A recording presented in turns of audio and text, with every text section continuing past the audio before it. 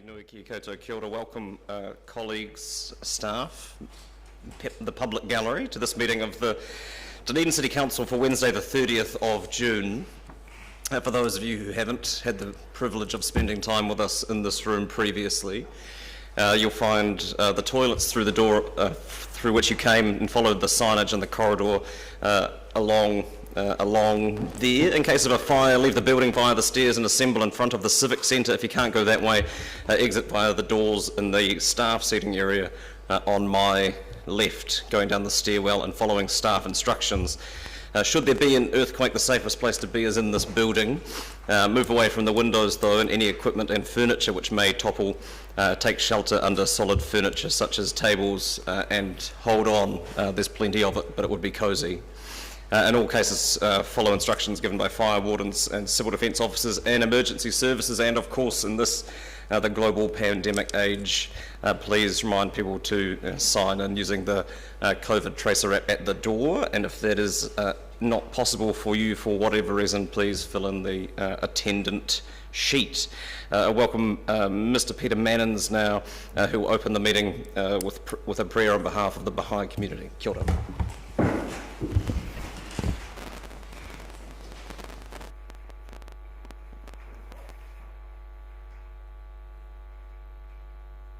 O thou compassionate Lord, thou who art generous and able, we are servants of thine sheltered beneath thy providence.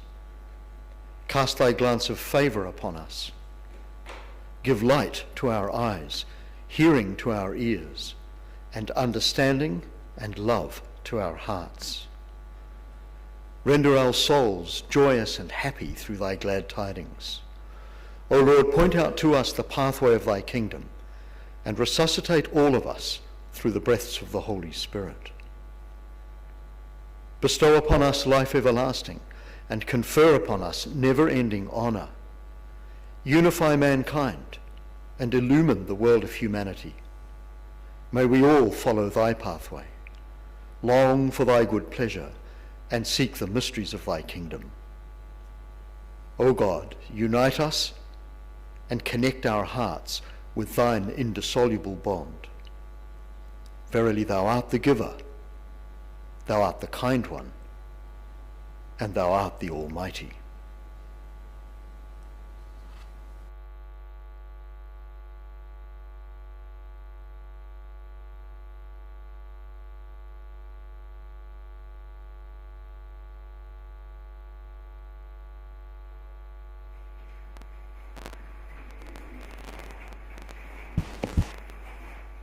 We have 3 deputations to the public forum this morning. 4 even. And first I'd like to welcome Annalena Beninda and Corey Allen here to address the meeting concerning Red Light Dunedin. Welcome.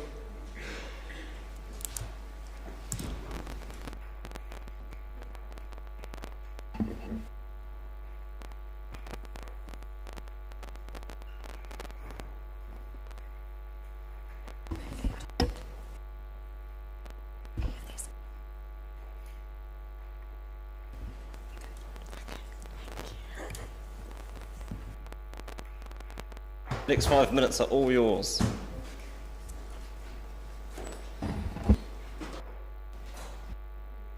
Good morning, everyone. My name is Annalena Beninda, and I'm a support worker for mental health and addiction. And I'm one of the 3 co-founders of the Red Light Project.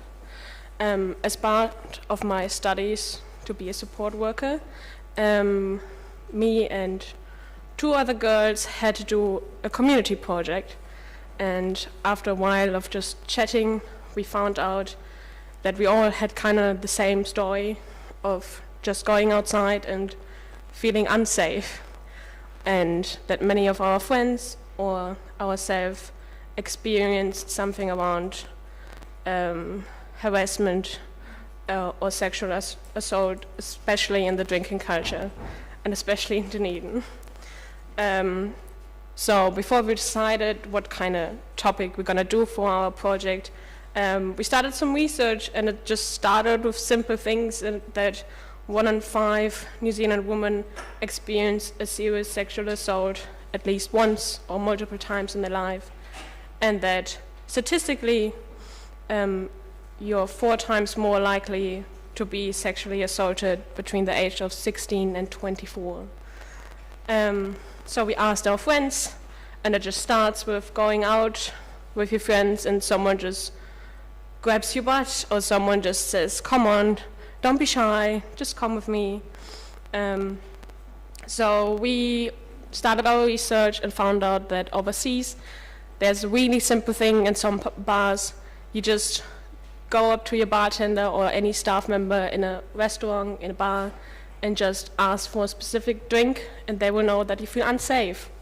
Something to help you to ask for help, to make it easier to get out of a situation without the other person knowing that you just asked for help. So we came up with the red light drink for Dunedin, and for our assessments we had only 6 bars and restaurants around the Octagon, and now we had like 35 plus. We are probably going to be on some festivals using this kind of concept.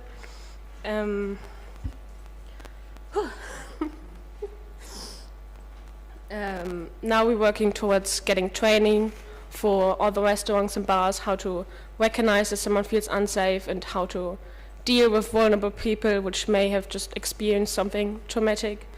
And today I'm here because we are just about to print some brochures which basically gonna have help services for all around Dunedin, and who to contact if something like this happened to you or to a friend of yours, if it's at university or if you're in town, who's the closest, and it's just a little bit information around what red light is. And in the moment we have the logo of the police and the Southern DHB on it, and I'm here to ask if we could put the DCC logo on it to show the support of everyone here. Yeah.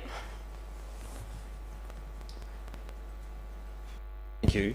For your presentation, I'll start by saying we're not able to make decisions in this forum, but the request is noted, and we'll certainly have staff follow up with you after this to see what, if anything, we can do that would be helpful. But are you happy to take questions at this stage, if there are any? Yeah. Councillor Walker. Yeah, thank you, Your Worship, and thank you, Annalena, for coming in and wearing a hat and reminding us how cold it is outside. So just to clarify, so first question is clarification. All you're asking for here is the potential to have our logo on the literature you have? Yes. Okay. And can you just I didn't understand who else has committed to putting their logo on that. Can you just clarify that? It's the police, because we're working closely with alcohol and harm reduction team here in Dunedin, and it is the Southern DHB which supports us as well. And final question is, as you were speaking, I got up Instagram actually, very good site, and I noticed on there as I scrolled through, you pretty much had like Mighty Press, literally everybody I could recognise in Dunedin. Are they on there because they've agreed to be on there? Yes. They've signed up? It's basically the whole Octagon, and now we're going through all the small bars you probably haven't heard of, but they're going to have it. Okay, yeah, it's very impressive. And final question, sorry to dominate questions, Your Worship. What would you view would be the consequences, perhaps, if we didn't decide to support this? Sorry, that may be an unfair question, but... I mean, this is like a one-time opportunity. I just give Dunedin the opportunity to do it right this one time, just to show the rest of New Zealand how to do it and how to create a safe place, especially for the youth, in a place where we are nearly every weekend and where we don't feel safe. Yeah. Sorry, I do have one more. I'm aware that there was a scheme like this previously. Are you aware of it? Yes. What was that called? Angel Shot before. It was like overseas, and then 2 bars in Dunedin maybe had it. it did work, but it wasn't like a united thing everyone agreed on. So we're just trying to make it a thing everyone knows about, and you can just go everywhere you like to get support. Councillor Reddick. So this drink has been in action now for a little while? Yes. Is that right? Yes. And so what happens when the drink is ordered? So how do the bar staff and security staff react? And then, yeah, in the first instance. Okay, so every bar which signs up receives like a little protocol of like an idea on how to act. The main thing is getting the person who asked for a red light drink on the side, ideally in a different room, just to like get them out of whatever situation they are right now, and then just to have a chat with them for now, and just see how we're going, if they need a friend called, if they actually need the police called, if they need a taxi called, or someone waiting with them until someone comes and pick them up. And yeah. That also covers my next question as well, so thank you, that's good. Councillor Gary. Thank you, Worship. Thank you so much for coming along, and I don't think any of us are in any doubt about the degree of the problem, and the Christchurch Girls survey certainly affirms that as well for the younger group. I was interested to know how many other cities or towns in New Zealand, do you know, have this scheme, this type of scheme? I know that Wellington started it a few years ago, but unfortunately it kind of fell apart. So in the moment we're trying to make it as sustainable as possible. But we are in conversation right now with Invercargill and Wanaka that they're going to have it up really soon. And I was interested in who does the training. I'm assuming that happens within the bar, and are there guidelines for that?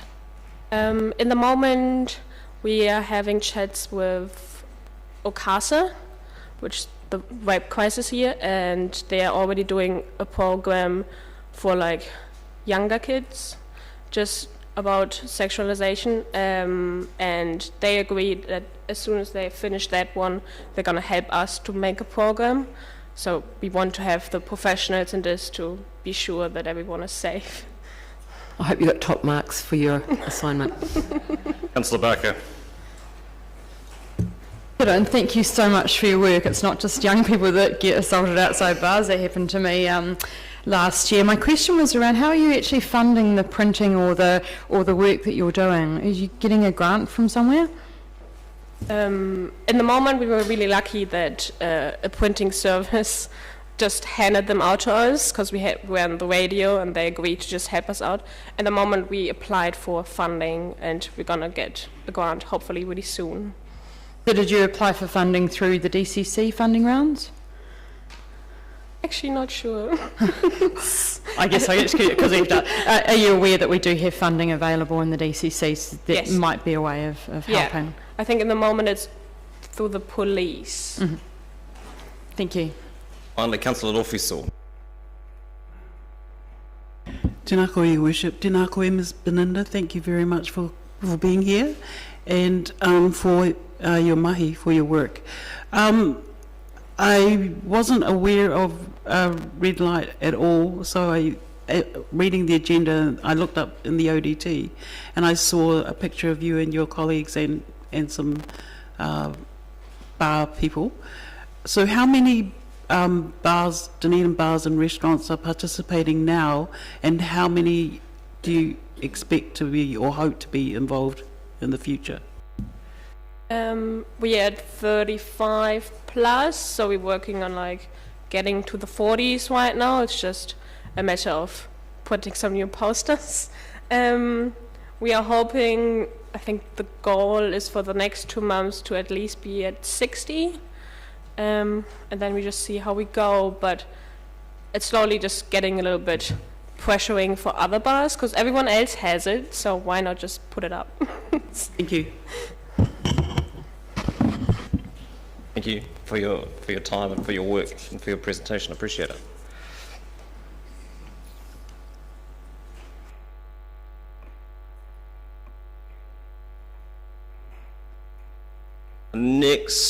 we have Matapura Ellison and Rachel Wesley.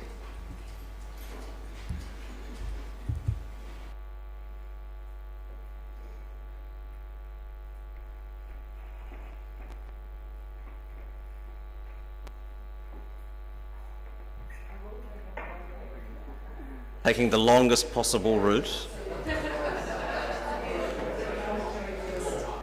which is, I'm sure, not a metaphor for anything. Welcome. I just had a comment as I came through the staff around the long journey it has taken to get here, and the walk around the hall is maybe symbolic of that. So excuse me while I remind myself of the buttons. I am on, awesome. Excuse me. Ka hapara te ata, ka haia te ata, ka koro ki te manu, ka wairore te kutu, ko te ata nui ka horaina, ka taki te umere, he pō, he ao, ka awatea. I te kanihira o te rohi o te poti, he mihi kauana i te ahuatanga o te wā hau ki a koutou.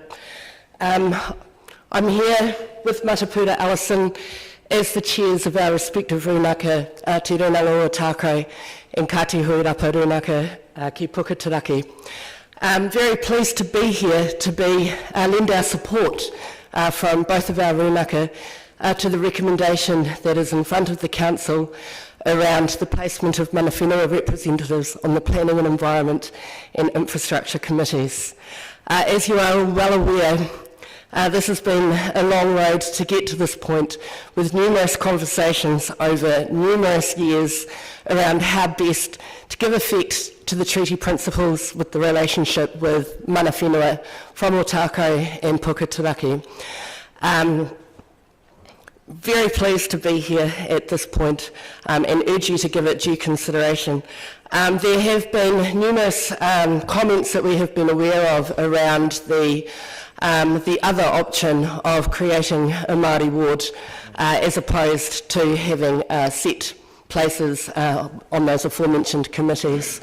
Again, numerous discussions have been had with the Council over many years and also reiterated through numerous representation review panels over years as well, that the belief of mana whenua is that need to get the relationship and the decision-making processes that involve mana whenua sorted first.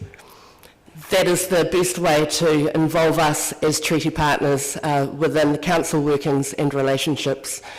Māori wards is another topic of discussion for the future, but just lending our support to the placement of mana whenua representatives on the council. Do you want to add anything? Right. No. Kamutu. Happy to take questions? Yeah, happy to take Were questions. there any? Councillor Wiley. Thank you, and thank you for coming to Public Forum. Question I have is a similar relationship of what we're looking at is with the ORC, you currently have with the ORC. Have you found that productive? Has that worked? And do you have anything else to add?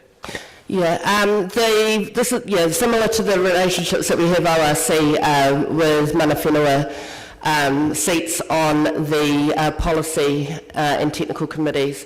We have found since we've had representatives on those committees that we've had a much closer relationship with the regional council. Our values and thoughts around the matters that come before those committees are taken into account. And we're finding that inevitably there is a much better outcome with the kaupapa that the Regional Council deals with for mana whenua. Councillor Vanders.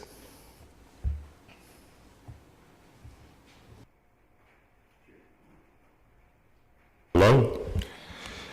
Your ORC representatives, are they chosen by a vote amongst Māori? Are they selected by a committee? How do you choose who gets to represent Māori on the ORC? We represent mana whenua rather than Māori as such. So the way that we have selected our representatives on there has been through a combined selection process with both Puketaraki. For the Otago Regional Council, it takes in a number of other rūnaka as well, so all the affected rūnaka contribute to the decision making.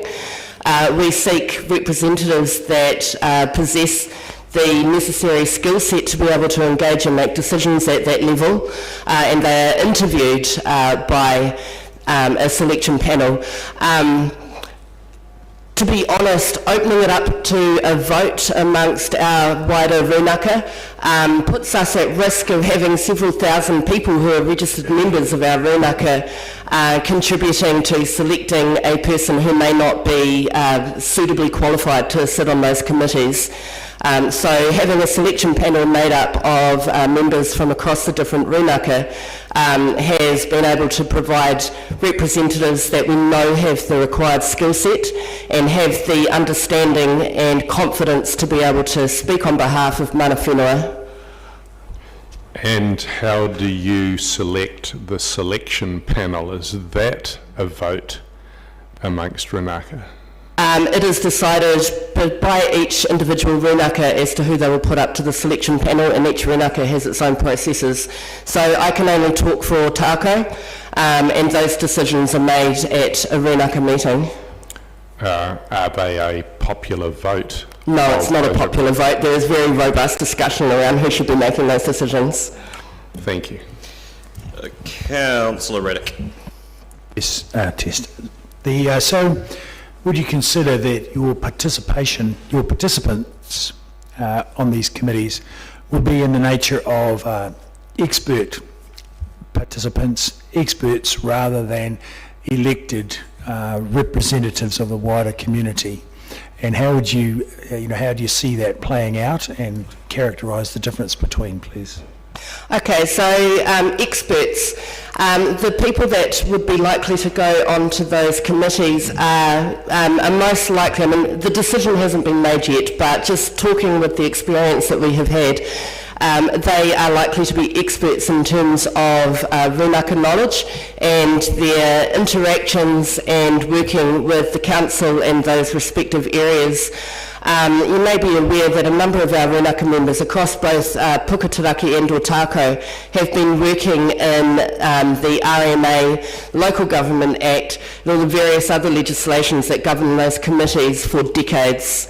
In the case of a couple of them, right since those acts were legislated back in the 1990s. Experts as opposed to elected members, by having representatives that the rūnaka have selected to go onto those committees, it's pretty much a guarantee that you're going to be getting the best of rūnaka contributing to decision-making processes within those committees. Councillor Houlihan. Kia ora. How, with regards to engagement with mana whenua, if we have, if we agree on the two representatives for the committees, how do you see that sitting with the full engagement? Does that mean for those areas that's engagement, or is there more, or like how? That would be part of wider engagement. There is no move at this moment to disband the Māori Participation Working Party, and there are also the other levels of engagement with the council as well, such as the Te Rupu Taiao, the Meal Forum across Otago Southland, and I would hope that this would be the beginning of closer relationships and further engagement with the council, with mana whenua. One of the problems with the Māori Participation Party is that not all councillors are on it.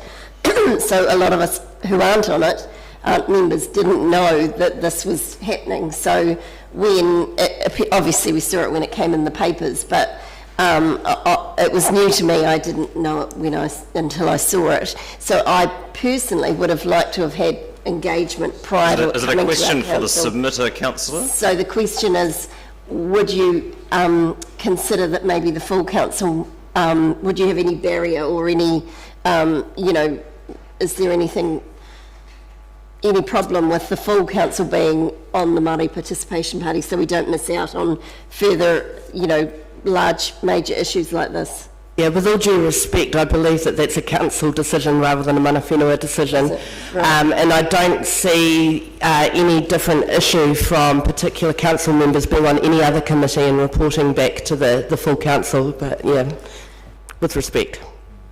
Further to that, were you to have a committee composed of 5 Māori representatives and 15 elected members of council, would that satisfy your desire for partnership? It doesn't really speak to partnership, to be honest.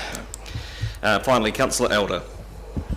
Kia ora and welcome to the table there. My question is, the treaty promised partnership, participation and protection, and this is a step in that kind of direction, true partnership, true participation and protection of resource and assets and people.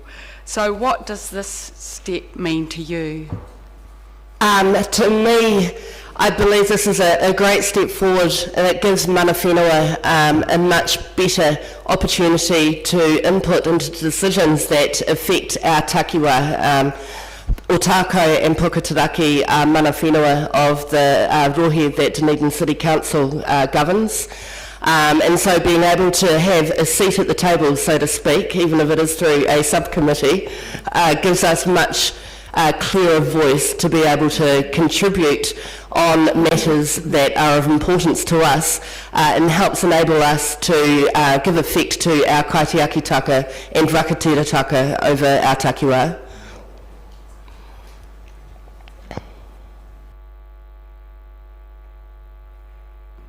Thank you both for coming. I'll move that we extend the length of the public forum beyond half an hour. Seconded Councillor Gary. All those in favour? Aye. Aye. Those against? That's agreed. Thank you. Louise Kewini next.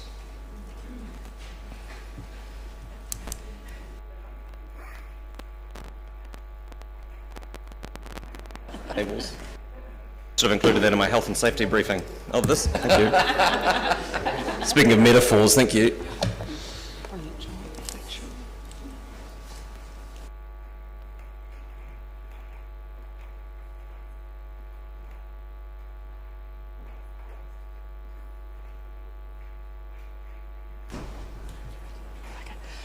Tēnā koutou, tēnā koutou, tēnā koutou, ngā mihi.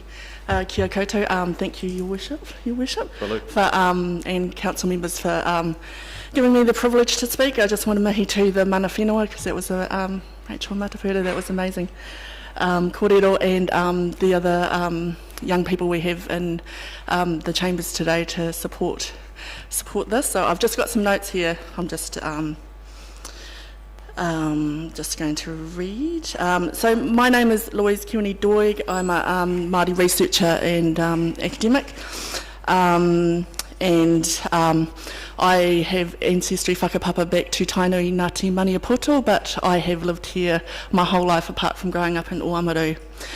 And so I wanted to come here and support mana whenua today.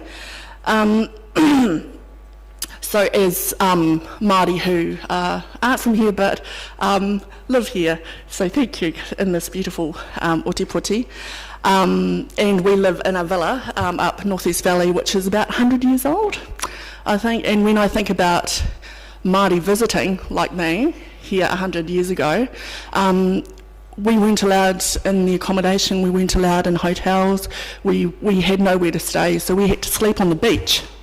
And at that time, Māori would lobby the City Council at that time to build a hostel, because we weren't welcome in this. So here we are, 100 or so years later, in the same position where we are lobbying the council again to have a voice for Māori here. So my challenge for the council is that you have been amazingly proactive with climate change. So I think you need to be progressive and rather than retrograde. You want to be up with what's changing in this country. Children are being taught the history, the laws. Some of you might not have even known that was part of the history of this whenua that we are part of. So you've got a chance to lead the country and be able to give us a place to stand. And as mana whenua, my position is always ask mana whenua, because whatever's good for mana whenua is good for Māori, you know, and which is good for all of us, because they have that indigenous knowledge and local knowledge. Yeah, kia mutu. That was just my... Thank you. Are you happy to take questions? Yes, if there's any questions. Don't have to promise to be able to answer them.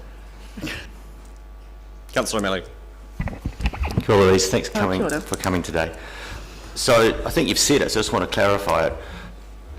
From a position of Mātou Waka, you're comfortable that if we make this arrangement with mana whenua, we are doing right by all, in as much as this will be a mana whenua representation? I mean, I don't... I'm Māori, but I don't represent all Māori. But if I worked in the community with the Māori, with all Māori, then I would. So I can't say I represent, but our default position is usually what is best for mana whenua. We take our lead from them, yeah. Councillor Elder. Thank you, Chair, and thank you for coming along. I have a question, and is for people to have a voice, what does it mean to them to have a voice at the table? It means that you're reflected in the conversation. If you can't see anyone who's like you at the table, then how can you understand, how can that knowledge be transferred? You know, who's missing from the conversation, who's missing around from the table? And you can invite people to the table, but you also need them to be able to have that power and balance, power sharing.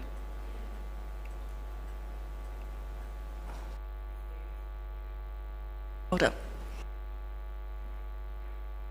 And finally, as part of our public forum program, we have Michaela Waite-Harvey and Karamea Pewhairangi, the President of the Otago University Students Association and Tumuaki of Toropu Māori, respectively. Welcome.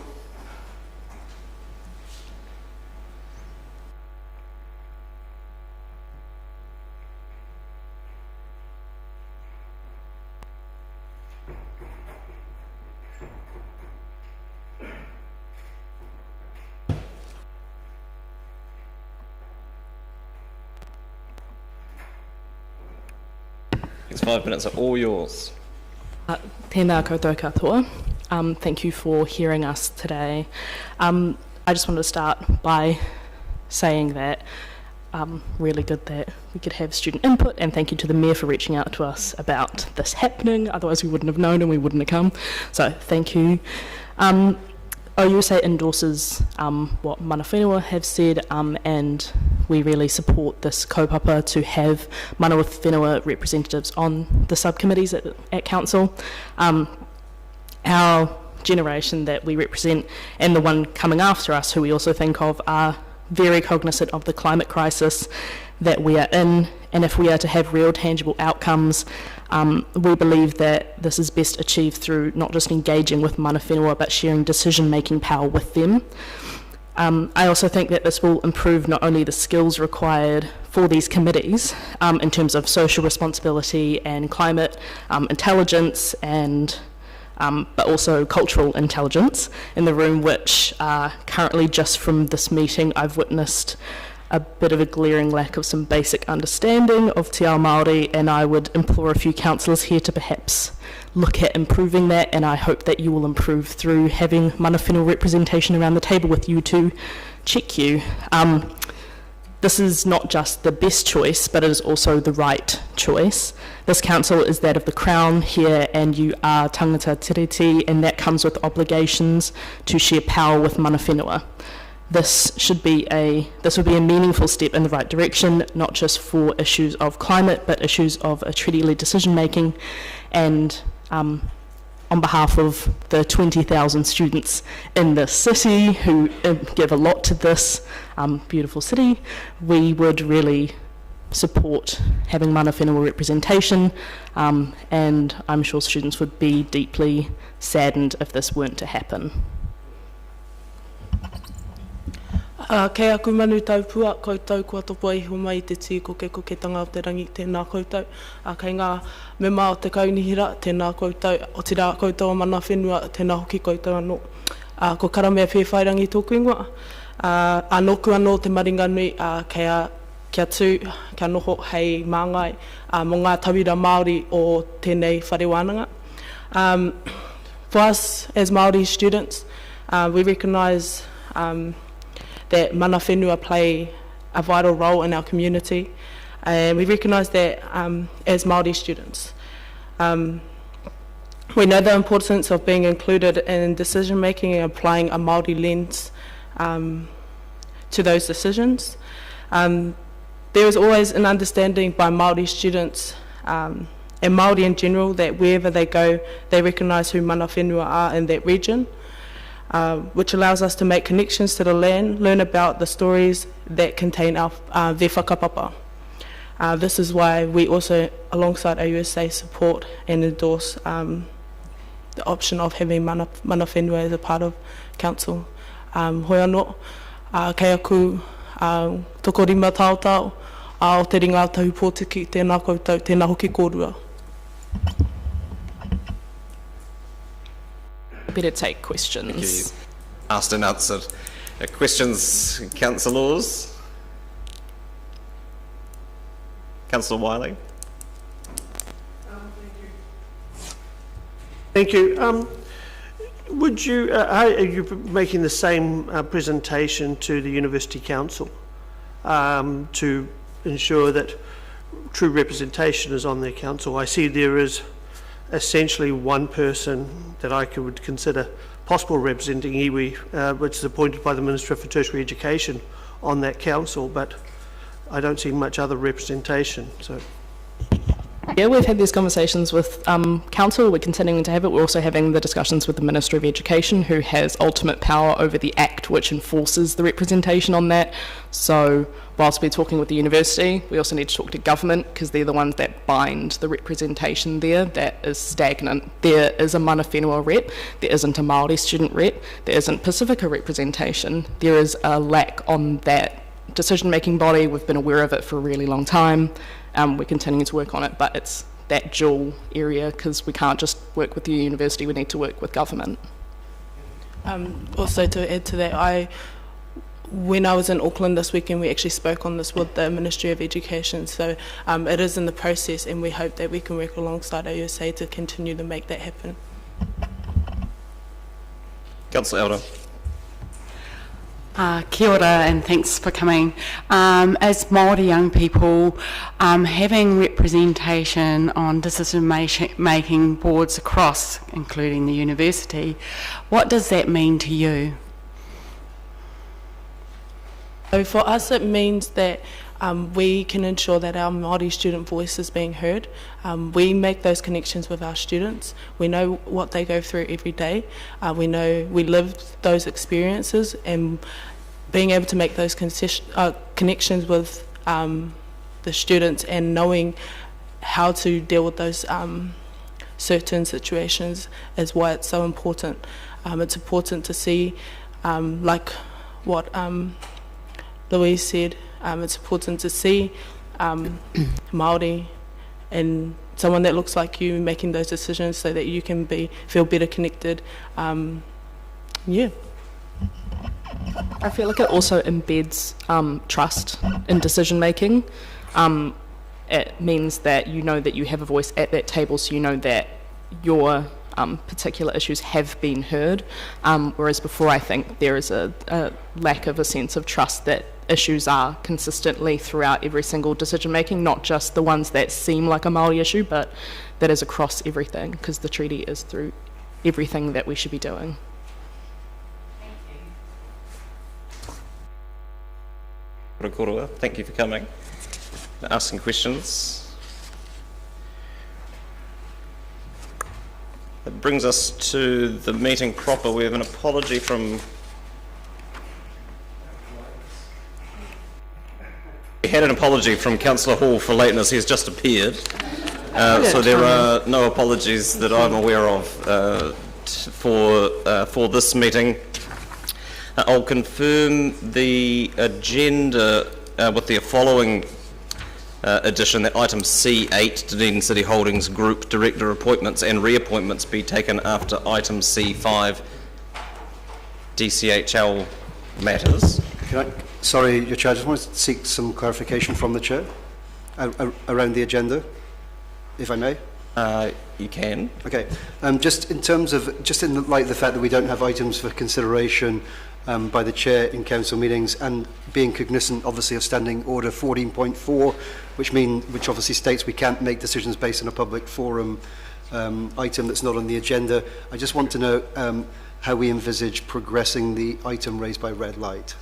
My understanding is that the group have been in contact and in conversation with staff previously anyway, and staff will be able to brief elected members on that in due course, so that's adequate. But thank you. I'll move the agenda as amended. Seconded, Councillor Gary. Any discussion? Being none, I'll put it. All those in favour? Aye. Those against? That's agreed. Any amendments to be made to the interests register? I'll move that we note the elected members' interest register, confirm the proposed management plan, and note the proposed management plan for the executive leadership team. Seconded, Councillor Staines. Thank you. All those in favour? Those against? That's agreed. Confirmation of minutes, and because I'm lacking in hobbies, I've sent through a list of typographical corrections that have been accepted, but I don't know procedurally what we need to do about that. I'm sorry, I didn't... All of them were minor, like editorial. Yeah. Just misnumberings, and the one of them, was it correct, Lynn, the mover? The mover was Councillor Raddick, and the worship was the second. And so it was just that would be the only thing you'd probably need to raise at the meeting, just that Councillor Raddick was the mover and you were the seconder for that one. Yeah, and there was another one where there was no seconder listed. I didn't have the time to watch the tape. That was an adjournment. I had gone through the notes and put the second. Perfect. Thank you. From memory, Councillor Raddick, it was the discussion, it was during the 10-year plan. Yeah, it was around the task force green suggestion. It had been unfairly attributed to me for bringing that to the table, but it has been corrected. So with that and minor editorial amendments, I'll move the minutes of the council meetings on the 10th of May, the 25th of May and the 31st of May be confirmed as a correct record. Seconded, Councillor Gary. Any discussion? I'll put it. All those in favour? Those against? That's agreed. Minutes of community boards, item 7, Saddle Hill Community Board, Councillor Wiley. Oh, sorry, Councillor Raddick. Sorry. That's a few years ago. Yeah. So I recommend that the council notes the minutes of the Saddle Hill Community Board meeting held on 18th of March 2021.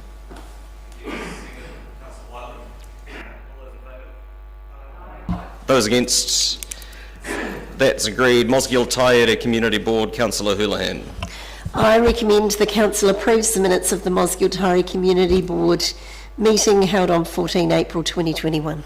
So moved. Is there a second? Councillor Raddick. All those in favour? Aye. Those against? That's agreed. Item 9, the Otago Peninsula Community Board, Councillor Wiley. This time. I move that the council notes the minutes of the Otago Peninsula Community Board meeting held on the 15th of April 2021. Thank you. Second to Councillor Raddick. All those in favour? No? Those against? That's agreed.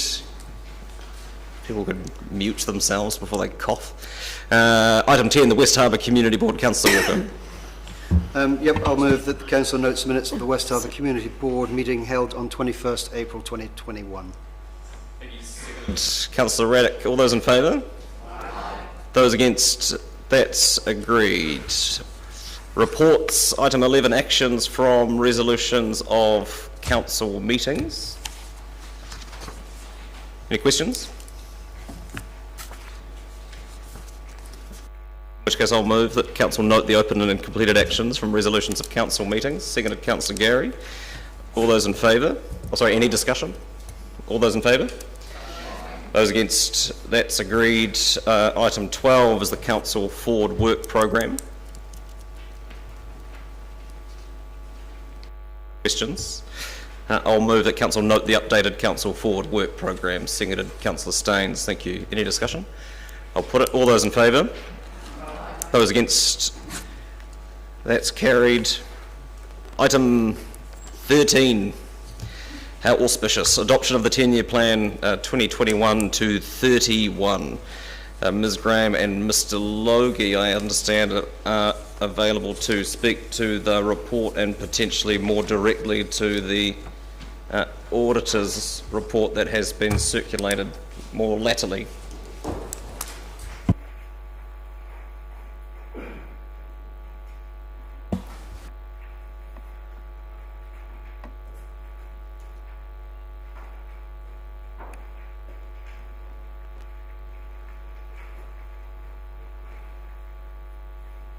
Thank you, Your Worship. Councillors will have received, both electronically and in paper copy, the audit opinion that we received this morning. We've received an unqualified audit from the auditors, which is good, with one matter of emphasis that's common to all councils throughout the country who own 3 water assets. There's only one matter. You'll see the resolutions in front of you for the 10-year plan document. Ask that you allow me to make minor editorial changes where we find typos. I would just draw your attention to page 13 of the agenda, where there's an error in what's been granted to the Wildlife Hospital. That should say $75,000 per annum, not 175. The underlying financial information in behind that is correct. It's just that narrative on page 13 was just incorrect. Sorry, Wildlife Hospital. Questions? Councillor Barker. I have a question on page 42 around paragraph 10, and there's quite a number of points about revenue increasing and expenses changing, and I just want to check that that means that there is actually no difference in the end figures. So fundamentally all we've done is just updated the numbers based on additional information that we've had to hand. The rates increases are unchanged, and the basic underlying operating surpluses is unchanged predominantly over the 10 years. There is obviously an impact on debt, which has arisen primarily through the bringing in of that additional development contribution income. Further questions? Councillor O'Malley. It's just a wording around the community grants commentary on page 12 of the... it's correct in saying, in terms of how the fund allocation goes, but in the motion that was passed, we then cap it from that point on out to the end of the 10-year period, and that's not captured here, so I'm just wondering, well, is it captured? Where else is it captured in the document that it doesn't rise at the end of that period? I'll have to check that, but that would fall under an editorial thing that... because on page 59 of the minutes, the second part of that motion captures. I see what you're saying. Thank you. Nothing further. Would someone like to move the recommendations? Moved. Councillor Staines. Seconded, Councillor Hall. Would you like to speak to it, Councillor? Speakers, Councillor Vanivus. Hello. I can't vote for the adoption of this 10-year plan because I believe it is fundamentally unsustainable. In this 10-year plan, we propose essentially to keep eating into our $2 billion worth of group debt, and in eating into it, There are massive spending items which I've traditionally voted against, which I believe are misguided, and which I believe we cannot afford, especially with the amount of debt that we're raising. Another reason why I can't agree to the adoption of this 10-year plan is because there has not been, in my view, due consideration to the interest rate increase problem that the enormous debt that we and our companies have been progressively climbing into.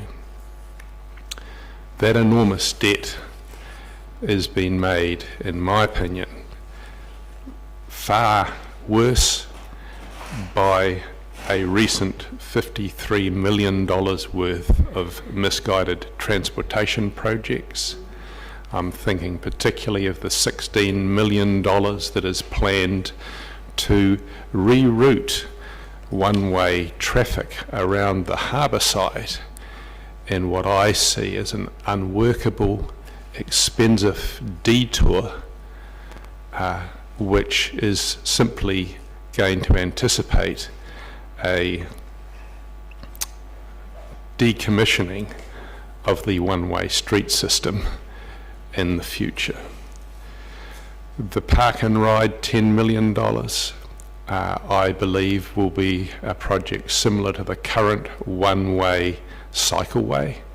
That is to say, an extraordinary number of millions spent for a facility that will continue over many years to be unused, or certainly grossly underused, like our current one-way street cycleway. The $9 million that's proposed to be spent for signage and for advising where parking may be in a $53 million package that doesn't include one single park, in the face of 10,000 more people being planned to live here in the next 7 years, to me makes absolutely no sense at all and is misguided. And then that's just the recent $53 million worth of transportation plans. This is on top of the transportation change planned for George Street right down to the Exchange, where we have budgeted $60 million for surface treatments, which, in my opinion, the majority of Dunedin people do not want, and we certainly cannot afford. Again, I think that this whole project is misguided.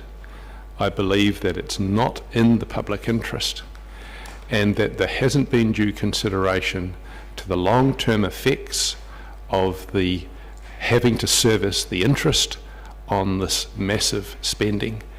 And I don't believe any consideration has been, or I certainly haven't heard any discussion apart from myself, on what we ever do about paying any of this back. This whole 10-year plan is fundamentally unaffordable.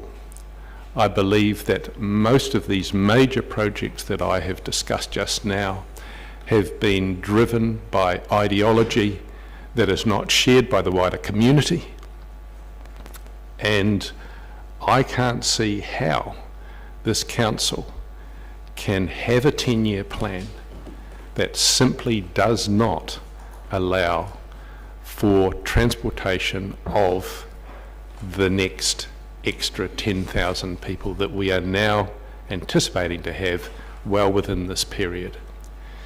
There are two of the recommendations that I could vote for, namely C and E. C being the independent auditor's report being received. I'm happy to receive that. And I'm also happy to authorise the Council's Chief Executive to make any minor editorial changes. All the rest of it, I would like the opportunity to vote against. Thank you. We to take them seriously, although take them separately. Although I don't know how you could make minor editorial changes to a document that we didn't receive. Councillor Houlihan. Thank you.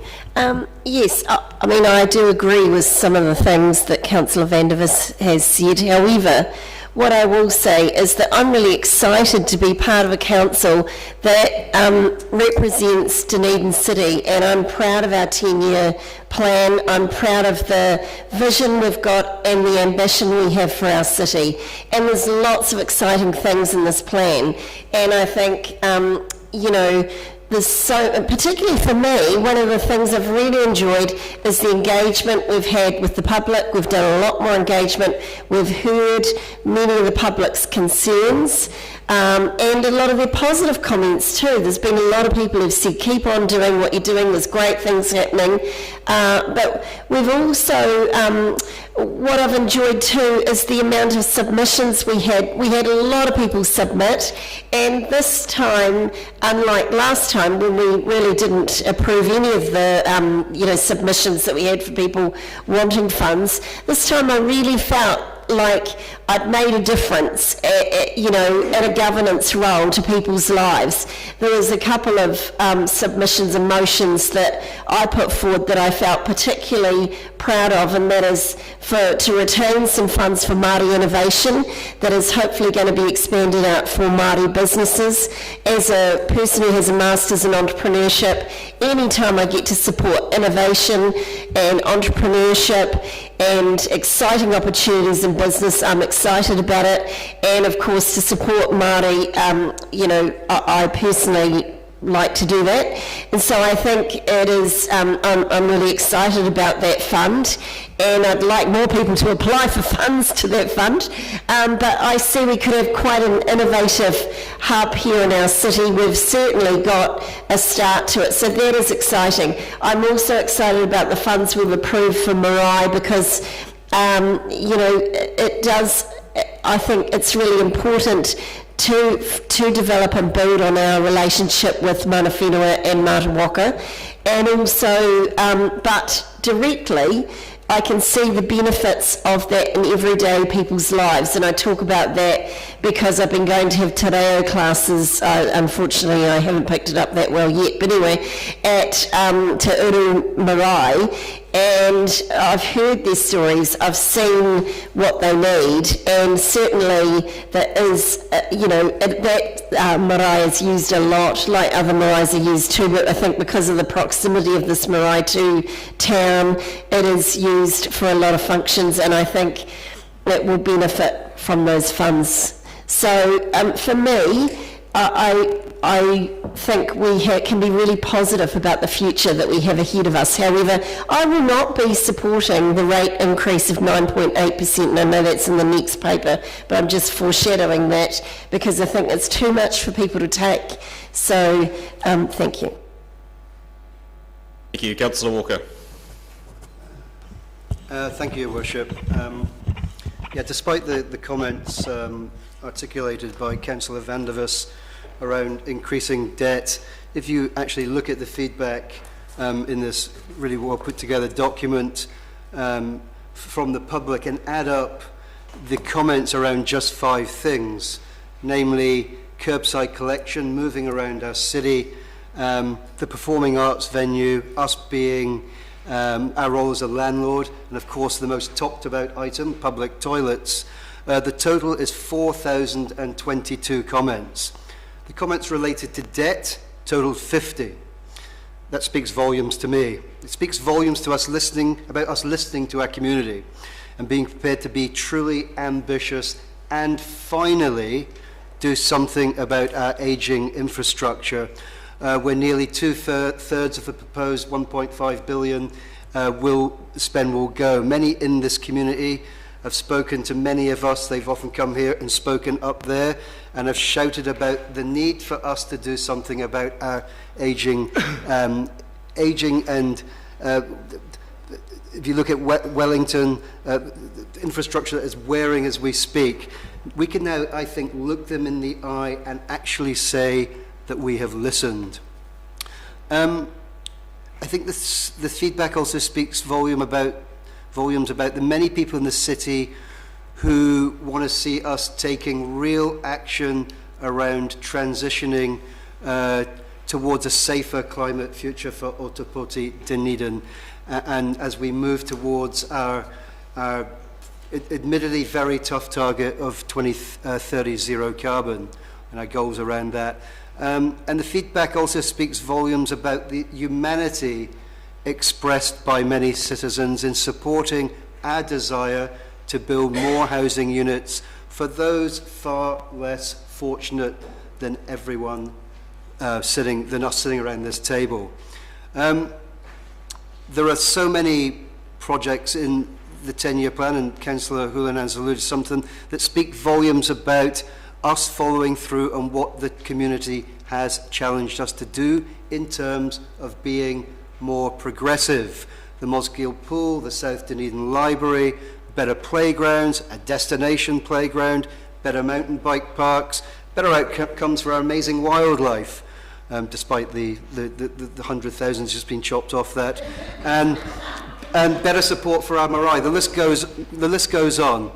And I want to thank, I mean, I don't know how you thank the staff who work in this building enough for being able to work on this and put this together. It's extraordinary. It forever amazes me. And I've said many times that the staff in this building make many of us, in fact all of us around this table, look much better than we are. I also do want to thank my fellow councillors for the at times often robust debate that got us to this point. And I think, as the Mayor says in his opening comments in this document, we shouldn't forget the people and thanking the people who've joined the conversation, and that's the people of Dunedin, and we thank them for getting engaged in doing that. It's never easy for any territorial authority to get people to feed back to the council to talk about the future they want. And I'll just finish by saying everything in this document to me speaks volumes about the ambitions of a vast majority of people who live in Ōtepoti Dunedin and their desire to see us fulfill our strategic ambition to be one of the world's great small cities. Thank you. Thank you, Councillor Gary. Thank you, Your Worship.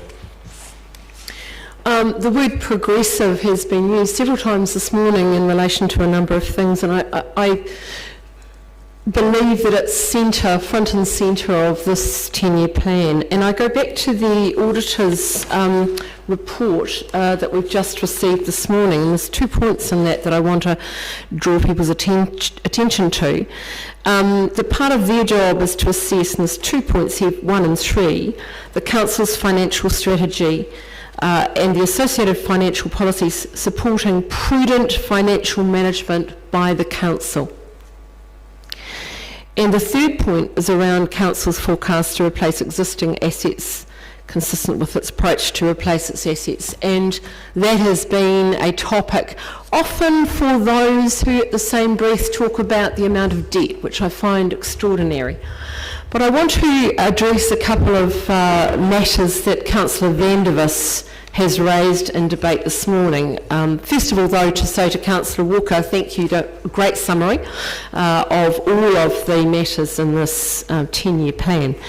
And the points that I wanted to address that Councillor Vandervis talked about in relation to some of the transport spend were very similar arguments that I heard around this table, not with these councillors necessarily, maybe some, when the Peninsula Connection was first discussed. And it's on my mind because we celebrated a very important milestone on Sunday. And those arguments around this table were around, oh, the community doesn't want it, it's a lot of money, it's a waste of money. There were all sorts of arguments in opposition. I was delighted to find on Sunday that now it was Council's idea. That's fantastic. And what I do know is that that particular project and those transport changes have been a game changer for that community and for the city. It's been transformational.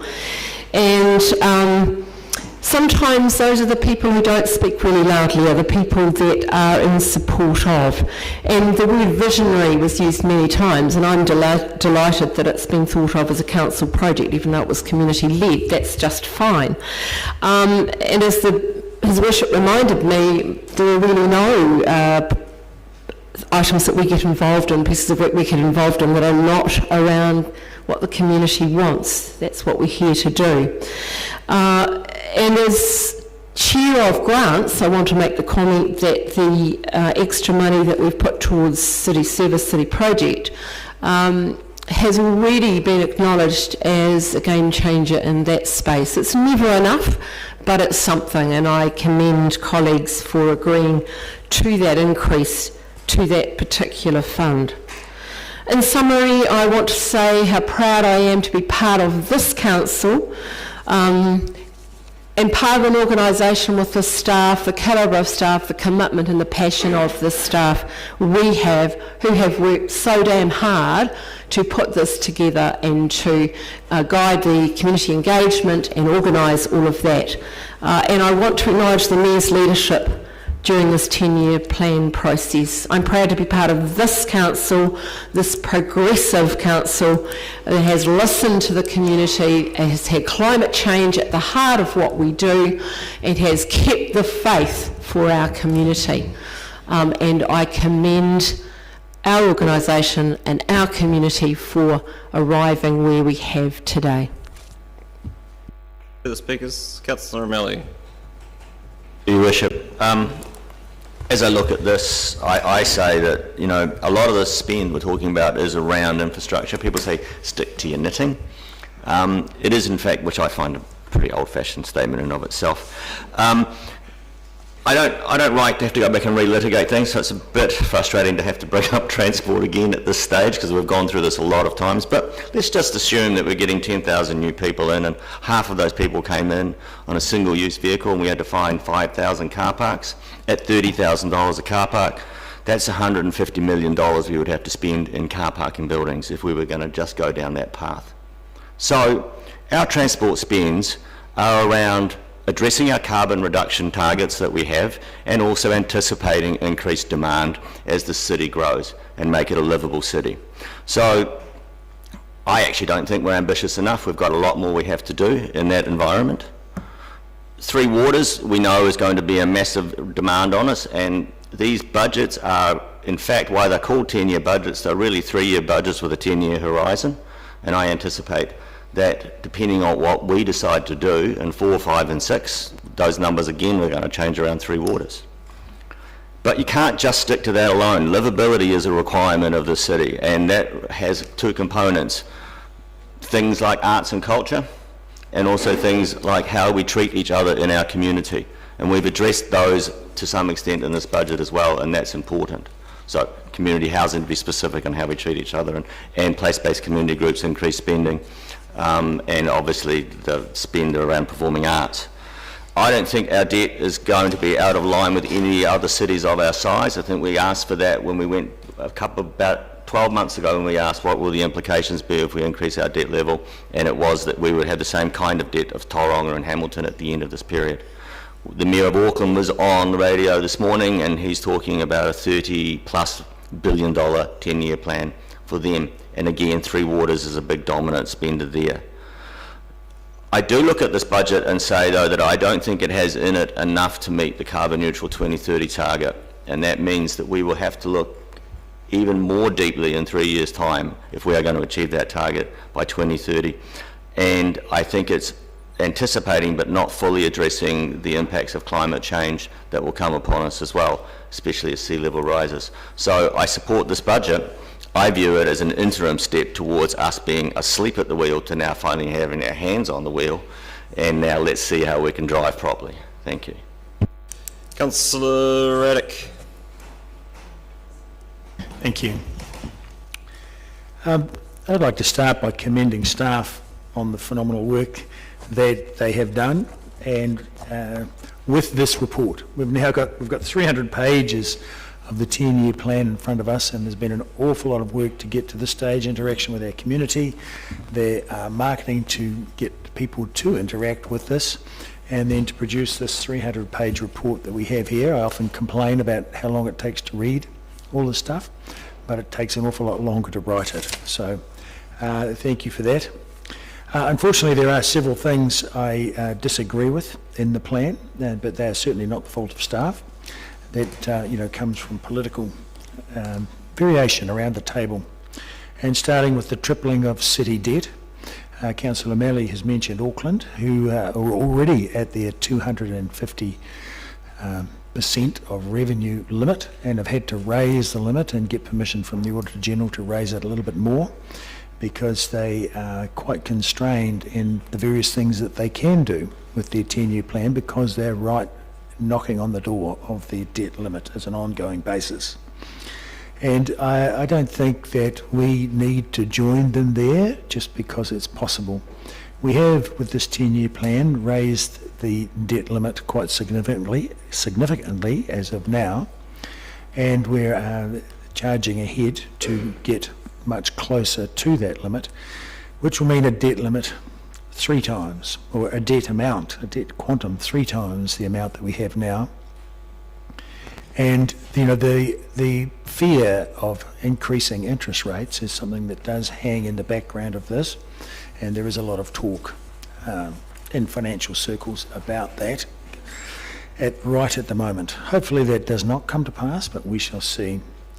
I think as part of this 10-year plan, we have insufficient funding for flood alleviation for South Dunedin, and I think we have insufficient protection for the coastal dunes and the residents that live behind them. I think the Shaping Future Dunedin proposal is $50 million of misguided stick waving, and I don't believe that people are prepared to give up their independent means of transportation just yet, or entirely. I think the key to success with lowering our carbon footprint and getting less cars on the road is to make public transport more convenient, and I think convenience is king in that regard, and so we should be working with the Regional Council and the bus people. I note that the bus people have argued against turning Princess Street into bus lanes, and the general congestion of the inner city, I think, will count against the economic viability of the city, and will be quite very difficult for the businesses that work within there. And I would remind councillors that all money in our society comes from business. So business creates the jobs, business pays the tax, and that's where all government services and city council services come from. So it's critically important that we are mindful of creating jobs and nurturing business within the city. So there's $50 million there in the Shaping Future Dunedin, and I think it's far better that we be included in that, of course, is signage for parks, as Councillor Vandevers has mentioned, but creation of no car parking whatsoever.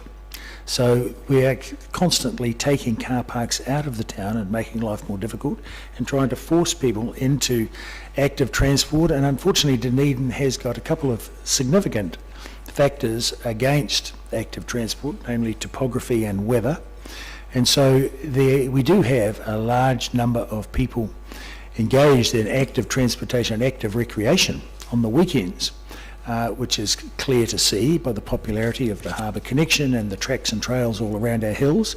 But there are not that many people cycling into town. Those that live in close proximity can walk, and a great many do. But there's a very large population in the hinterland that need to use their own personal vehicle to get into town. And that's not going to be able to change with public transport, because they're far flung, and we have a very large city here. So similarly, I take issue with the Central City Plan, because at this stage it's $60 million of expenditure. Your 5 minutes, councillor. Okay. Who are the speakers? In excess. Thank you. Councillor Elder, then Councillor Wiley. Thank you, Your Worship. We're all wanting to have a thriving city, and if you go and talk to people out there, I went to the Chamber of Commerce meeting the other night, and there were, a number of businesses there, and if you talk to anyone there, they would say this city is humming. They have so much work, they actually need more workers. I talked to the trade staff people and they said, again, they're short on workers. So this city is actually humming. It's vibrant and it's alive, and many people are wanting to move here because of Dunedin's vibrancy. But to get that vibrancy, you have to have really good bones. You have to have really good infrastructure to make a livable and desirable city for everyone. Looking at the work we're doing in the Three Waters, this is a huge amount of work, and I applaud Tom and Simon and the team for the amount of work they're doing, because we've got the Three Waters work coming up, and to be honest, we can't spend enough in this area, because in fact we have to have really good plans before we potentially hand things over, and I want to see those plans well developed before someone else gets their hands on them. And there are significant challenges in that area because we've got ageing infrastructure. Our community infrastructure, to make a community really good, we need really good recreational and cultural infrastructure. And to be honest, we've got a wonderful recreational structure, but we're actually spending more on playgrounds, and you can see that happening right now, and I'm getting feedback about that.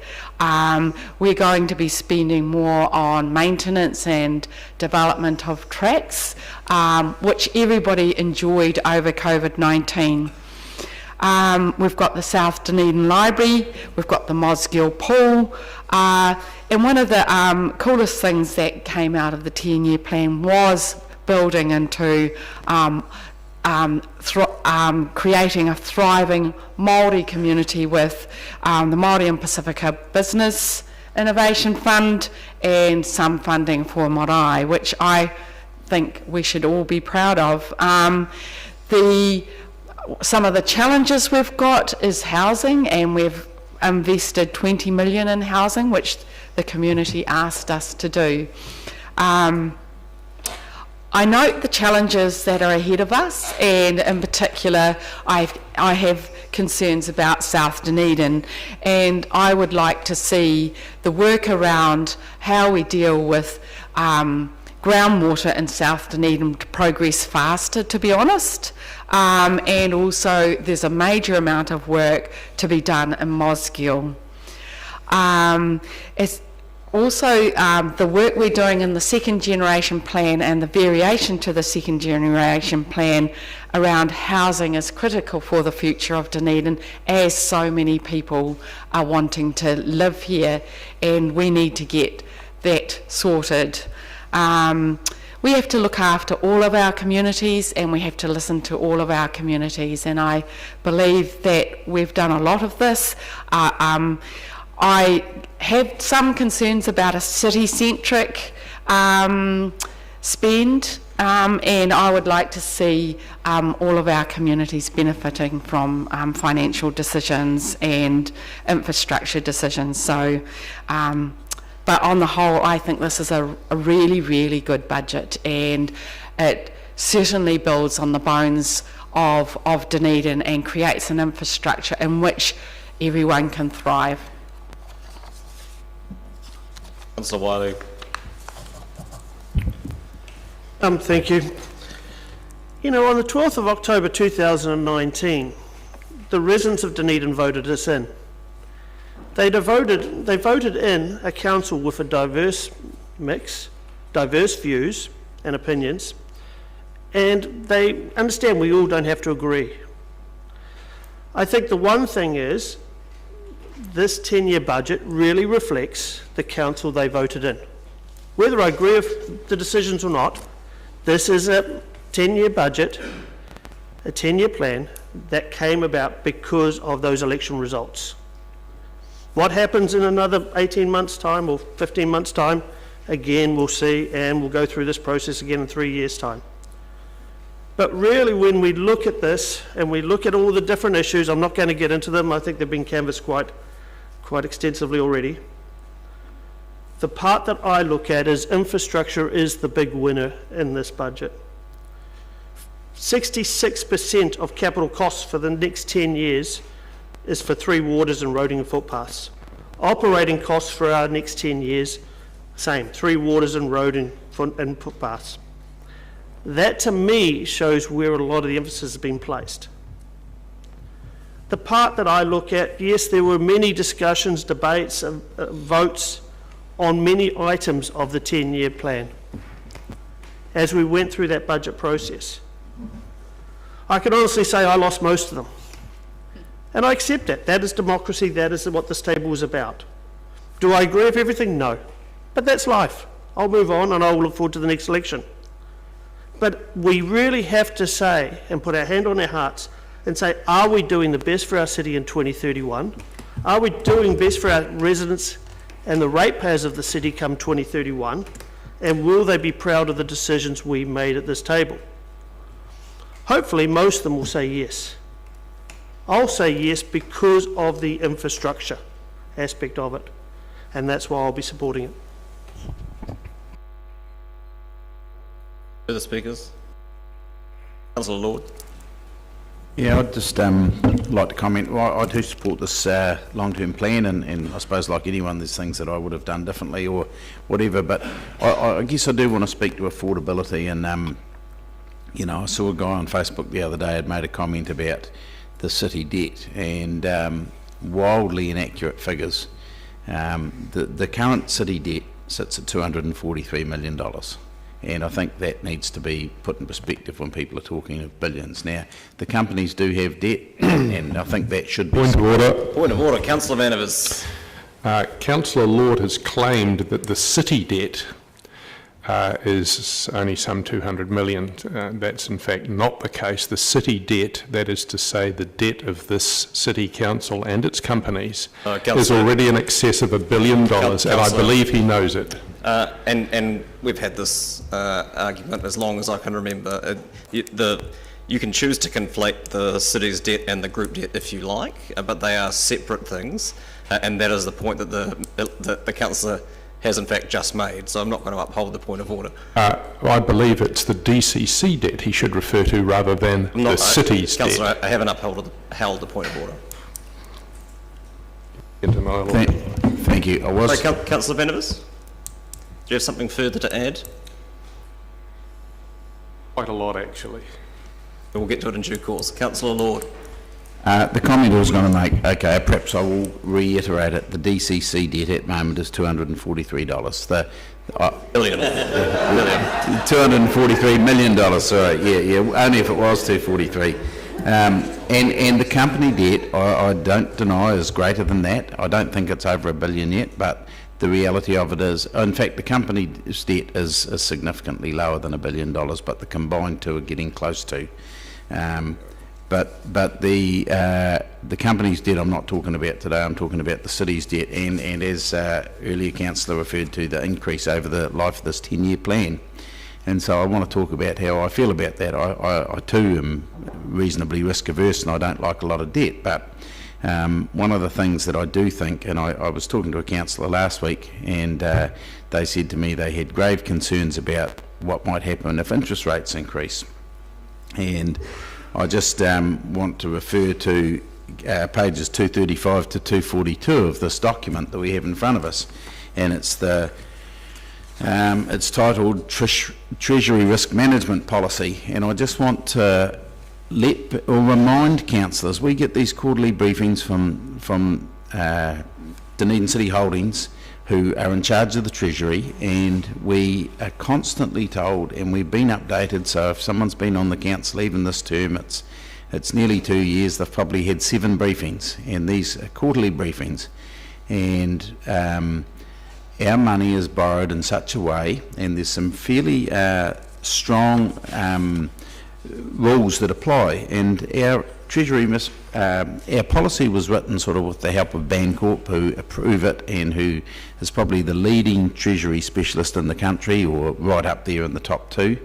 And there's certain things that have changed. Now, some of them have changed in this plan. It's slightly different to the previous one, but to spread risk, it is prudent to have total bet spread so that in a maximum amount maturing in any 12-month period. The policy control in relation to funding risk is no more than 350 million can mature on a rolling 12-month basis, and at least 20% of total debt must have a maturity greater than 5 years, but no more than 12. Now, from our last quarterly briefing, we see that there's money that's already borrowed right out to the 2031. We have a hedging policy that means that if we choose to invoke it, we can secure interest rates within a band at the time of all of this debt rolling off. And I think our Treasury, who get very little talk about around this table, but each month, or every 6 weeks, 8 weeks, it comes to audit and risk, there has been no breaches of the Treasury policy. And I think those staff are doing a job too that is often forgotten about in the greater discussions about debt and the way we do it. This is not someone going out and just, borrowing on a daily basis. And, we knew, for example, 5 years ago that our debt was not going to instantly drop while other people were getting cheap house loans. We knew that we had money secured at a higher rate that slowly come off, and now we're getting the benefits of very, very cheap borrowing. And if we look at the forecast right at 24, they're only talking about slight raises in the cash borrowing rate. And I think, sorry, I'm seeing the time going. I'm just very cognizant of the fact that those things need to be talked about as well, that we have a very robust Treasury policy that gives us good guidance. Thank you. Further speakers? Councillor Benson-Pope. Thank you, Worship. And I'd like to thank previous speakers for their positive attitudes generally, and Councillor Lord in particular for the reminder about the extensive debt management policy that has been in place for some considerable time, and the strict rules we have about the headroom that we have. And I just want to briefly, in thanking people for some of the comments that have been made, also draw councillors' attention to some other documents that the business of this meeting in terms of current financial reporting, and in particular the financial information on page 196 of the papers. And seeing that we've had the debt monster invoked, I'd like to reinforce the fact that our debt is very well managed. In fact, the current borrowing metrics across the organisation, across the country actually, because it involves LGFA as well, make interesting reading. And that table on page 196 should be clear in everyone's mind. The fact of the matter is that our current interest servicing as a percentage of rates revenue, which we have a budget of 7.3% for, our current actual debt servicing is 5.3%. And by the way, the Local Government Funding Agency target is it should be less than 30. So no one could think anything other than that's an extraordinarily conservative way to manage the challenges that we have. As an interest, as a percentage of our total revenue, the LGFA target is less than 20%. Our budget is 4.4%, and the actual figure currently is 3.1%. So with the light of that reality, it's clear that it's going to be very hard to whistle up fears and dog whistles around debt. The only other comment I'd like to make is, I think some comment been made by councillors about you get what you vote for. I think the electors of the city are generally very pleased that they've got a vast majority on this council who are people who look to face up to the challenges that we have and spend their time finding solutions rather than looking for problems. Thank you. Thank you. Councillor Barker.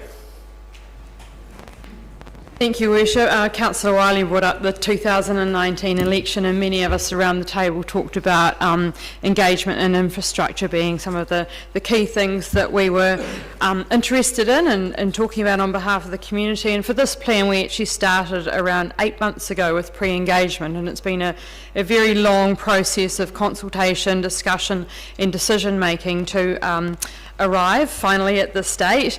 I think the document reflects the process and the aspirations of Dunedin people who we are here to represent, so I am pleased to support this motion.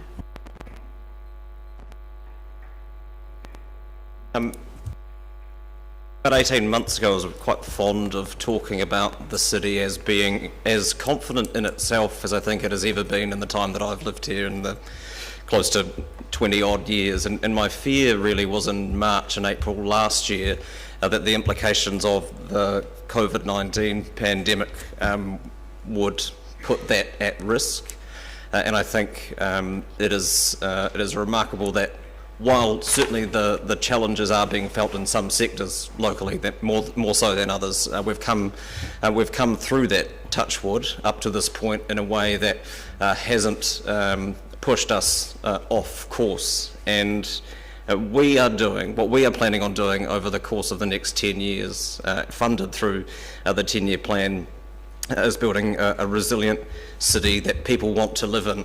I certainly echo Councillor O'Malley's comments that while it's a step in the right direction, it certainly isn't going to achieve all of the things that we set out to achieve, and the work needs to be done in the coming years to make sure that in 3 years' time, whoever is making those decisions will have proposals in front of them that will push further and faster on some of our bigger challenges. I'm not going to use this opportunity to relitigate the debates of the 10-year plan, either the ones that were that are won and the ones that were lost, because that process is done. This is largely a formality, a legal requirement that I would struggle to support voting against for anything other than pyrrhic virtue signalling, really. We have a requirement to adopt these documents in order to be able to function from tomorrow as part of our 10-year plan. All I want to do really is thank the staff, Ms. Bodecker and her team, who managed the process, which is Herculean in terms of not just managing us, but also the many and varied opportunities that were presented to our community to be able to participate in this process, aggregating all of that, reporting back to us on the results of all of that work, and being able to and facilitating us to be able to make the decisions that we have previously made around this table, and also I think the fact that we've received an unqualified audit for this work is a testament to Mr. Logie and his team for doing, again, a very large amount of work, challenging work, within a very constrained time frame. And we should all be rightly proud that we have staff with the capacity to be able to deliver that for us and get us to the point that we are currently in. So I welcome the motion from the mover. I do find it remarkable, the suggestion that all money comes from business. That's probably going to be news to Adrian Orr and his team at the Reserve Bank. But Councillor Staines, your right of reply. Thank you, Your Worship. I've been on council now for 13 and a half, going 14 years. This is my 5th long-term plan, and in my opinion, it's the best that council has, of the councils that I've been on, has delivered yet. My reasons for saying that is that we had more consultation, more opportunities for people to be consulted in our community. We had a vast number of people take that opportunity.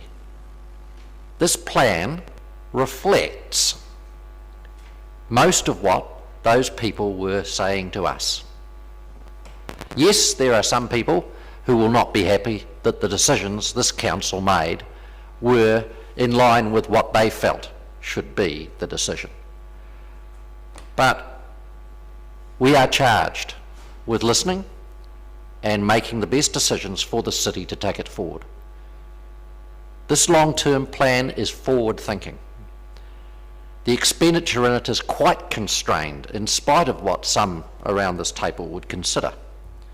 And I have to note that every councillor around this table had the opportunity to propose reductions in operational expenditure that would have resulted in a lower rate increase.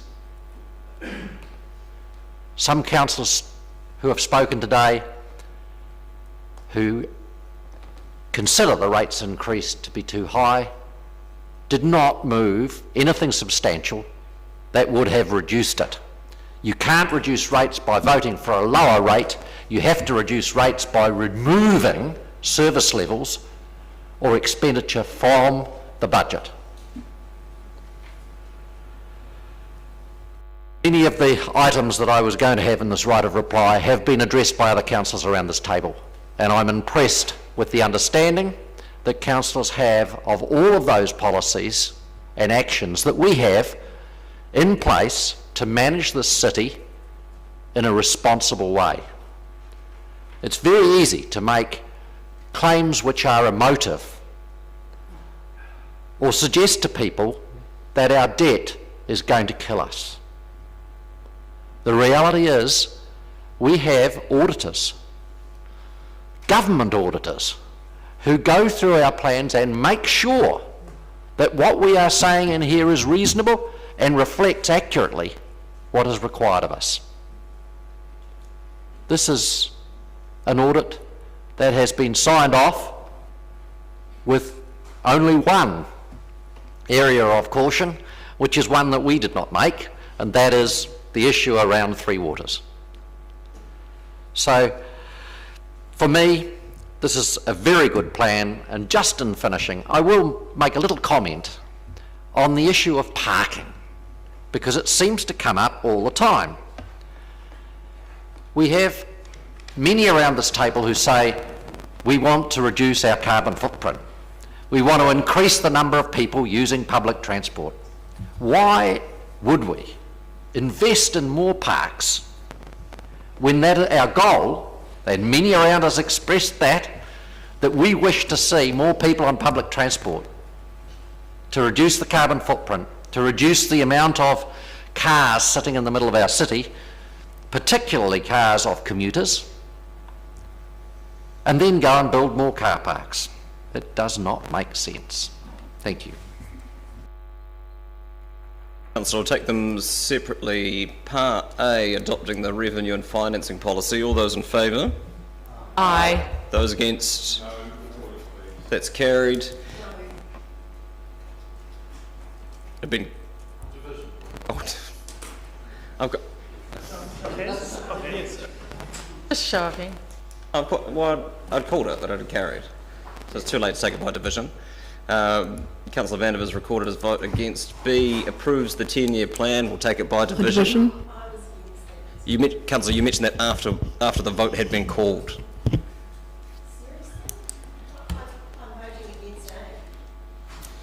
Part B, we'll take by division.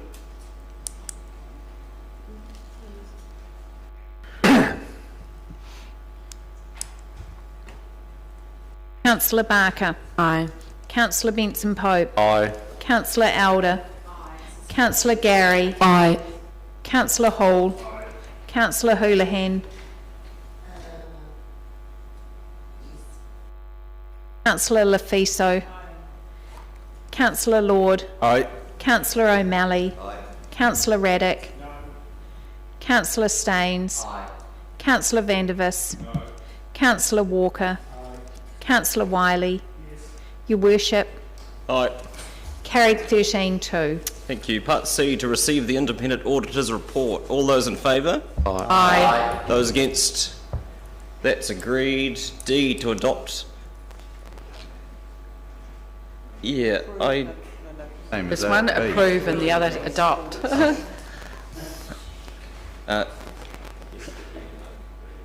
Could someone like to a light upon the distinction between approval and adoption? You approve it, then you receive the report, then you adopt it. It's a requirement of the Act that it's done in this order. Division, please. We'll take it by division anyway, yeah, thank you. Councillor Barker. Councillor Benson Pope. Aye. Councillor Elder. Councillor Gary. Aye. Councillor Hall. Councillor Houlihan. Councillor Lefiso. Councillor Lord. Aye. Councillor O'Malley. Councillor Raddick. Councillor Staines. Councillor Vandervis. Councillor Walker. Aye. Councillor Wiley. Your Worship. Aye. Carried 12-3. E, to authorise the Chief Executive to make minor editorial changes. I'll put the motion. All those in favour? Aye. Those against? That's agreed. And F, authorising the Chief Executive Officer to draw down debt of up to $340 million in the coming financial year. I'll put the motion. All those in favour? Aye. Those against? No. That's carried. We'll take it by division. Thank you. Please.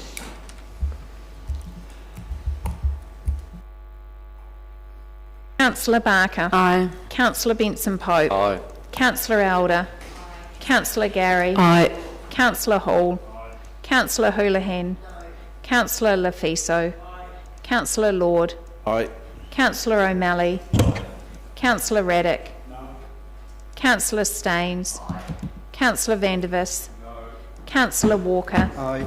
Councillor Wiley. Your Worship. Aye. Carried 12-3. Thank you. And less controversially, I'll further move that we adjourn the meeting until 11 o'clock. Seconded Councillor Walker. All those in favour? Aye. Those against? That's Division, agreed. please.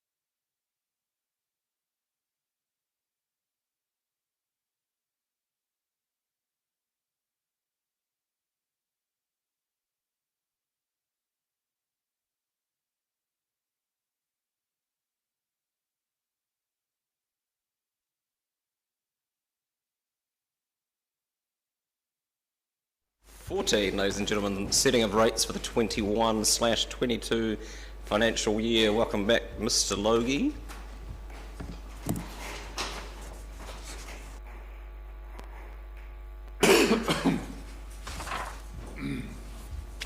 Anything from you by way of introduction? No. Questions? Councillors? Councillor Lord. It's just a silly one, Gavin, and I probably should ask you, or I probably have heard it in the past, but this street by street, the way you work the rates for the privately owned, what do you call them, lights on poles, street lights, yeah. I'm just wondering, how do they differ from normal street lights? Like, obviously certain people, do they want one put in as an extra, or how does that work? It's a historical thing, so obviously it was, so I can't comment on the individual circumstances, sorry. Unless, Carolyn, do you have any background? Probably does.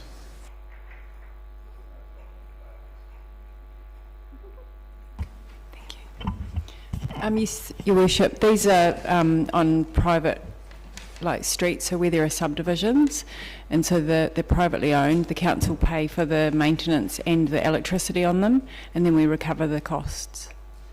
Thank you, yep, that's very helpful. I understand the difference there. Further questions? There appear to be none. Would someone like to move the recommendations? Moved Councillor Hall. Seconded Councillor Menson Pope. Would you like to speak to it, Councillor Hall?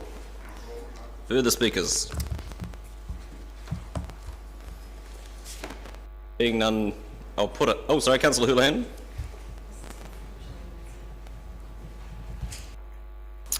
Thank you. Yes, I won't be supporting this motion, and the reason I won't be supporting it is the same reason I didn't support a rates increase earlier when we heard the submissions and looked at the budgets, is that I think 9.8% in our first year is too much. I think, and I urge councillors now, while we've still got an opportunity, let's make it easier for people. People are struggling. 5.86 for every year for the next 10 years.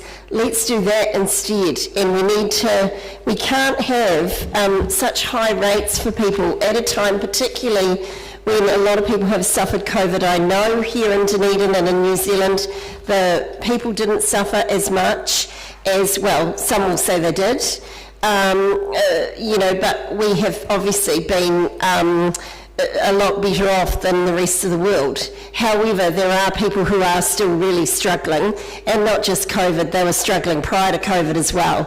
So I've heard stories, particularly around elderly people and pensioners, who are genuinely afraid that they could lose their home because they can't pay their rates.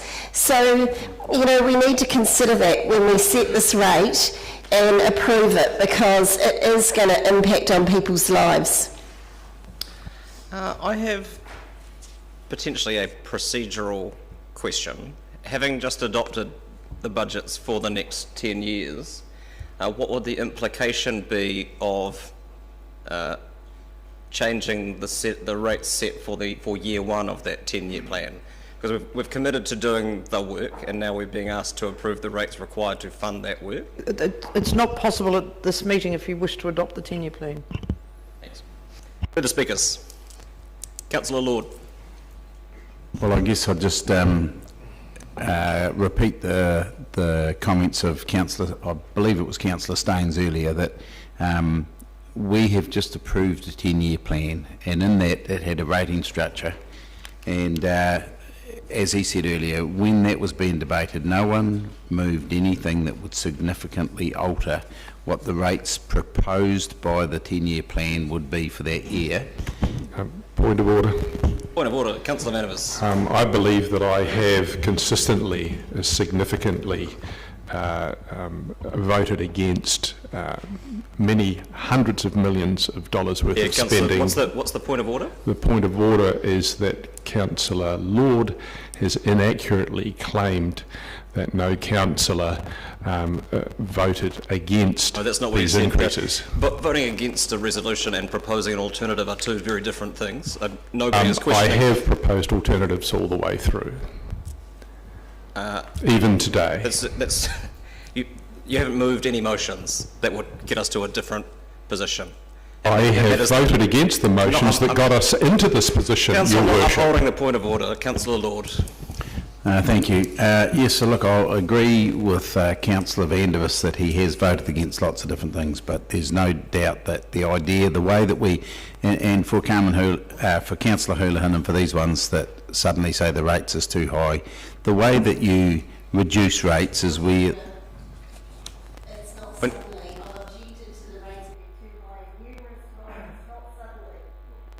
It's not a point of order, Councillor Lord. Councillor Lord. Okay, I will just say that I hope you get my time back on the clock. I'm going to need it. The time to have those arguments was when we were debating the long-term plan, and at that time no one made suggestions that perhaps we should close the library at 5 o'clock instead of 8 o'clock. No one made the suggestions that we should perhaps close Moana Pool in the winter months or things like that. There was a lot of things that could be done that could reduce rates, but I don't think that's really what our people want. I'm sure we all want to drive for efficiency, and I note when we come to the finance report that we're in a position where we're $2 million better off because staffing has been underspent, and I think that's a really good thing, and I think that's a deliberate thing that the CEO has been doing, not replacing people immediately when they leave. So that's how you get to be in a better financial position, and that should be commended. But at this point, what we're doing is we're setting the way the rates that we've already agreed on in the last motion will be charged is how they will be spread. And I think that's all we're voting for, and it would be foolish for anyone to vote against. Thank you, Councillor Gary. Thank you, Your Worship. I will be supporting the motion, but I wanted to acknowledge for some in our community the amounts of money that we consider in these budgets that result in the 9.8 rates rise are eye-watering for some in our community. And for some in our community, that 9.8 rates rise does instill fear and concern for their particular situation, but I remind folk that we have a rates rebate scheme that we administer on behalf of the Department of Internal Affairs for those under a certain threshold who need assistance with their rates. So I do remind people about that, and I have great difficulty with some of my colleagues feeding fear. I think that's most unhelpful in this regard. So I'll be supporting this motion. Thank you, Councillor Vandervis. There is a bigger issue here than just the rates. And the reason there's the bigger issue is because rates and debt, although many people here prefer to deal with them separately, are actually interrelated very closely. Future debt basically needs to be paid for by future rates. If we were to try and reduce our 9.8% rates increase now, here, we could do it if we were to increase our debt even further. What we have done as a council, however, is not just massively increased debt, we have massively increased rates as well. And this all basically feeds into a philosophy of big government, which I don't believe is serving Dunedin well, and which I believe is going to cause all kinds of developmental problems for Dunedin into the future. If we consider rates and debt together, as I believe we must, then we need to look at the financial headroom that we have. And Councillor Benson Pope in the previous item trumpeted, and I quote, "the strict rules we have about the financial headroom." the strict rules about the financial headroom that we have, claiming that we are well within financial headroom and that the auditor has noted there are no problems. What Councillor Benson-Pope has failed to note is that in order to stay inside our financial headroom, because we were blowing out that financial headroom, we simply doubled the financial headroom and got the tick from the auditor, because all he's interested in that regard, is that we stay within what we said we were going to do. The idea that the auditor is somehow or a successful audit is somehow an endorsement of proper, prudent financial planning, I think is not appropriate. I think if you look at the audit reports that we've had over many years and the extraordinary amounts of waste that went on in the council that the auditors never even noticed, famously millions of dollars worth of cars going missing, not picked up by audit. I don't have comfort in the auditing system because I believe it's simply a formal tick box system that allows councils to double their financial headroom and go ahead spending merrily into the future without any real plan for repayment or without acknowledging that interest rates have only got one way to go. The 9.8% rates increase is unaffordable for most people on fixed incomes. The 9.8% increase is unnecessary if we had not indulged in all of the pet transport projects, George Street, surface treatments, and a whole lot of other, I believe, completely unnecessary spending. I think that is why we are now in this position of having to agree to a 9.8% rates increase. I have consistently offered solutions for many years now as to how we could spend a lot less money, how we could do things more effectively, how we should be looking to our council companies to ensure that we get a dividend after 4 years. That's still not happening because nobody wants to really look there. That is the reason we are now in the situation of having doubled our financial headroom, and in addition to all that extra debt, we are having to put in a 9.8% rates increase as well. Can't agree with any of it. Councillor Reddick. The comment has been made that suddenly people are opposing the rates rise, and that's clearly not the case, because those people that have opposed the 10-year plan have consistently opposed the rates rise throughout this very long 6-month process to get to here.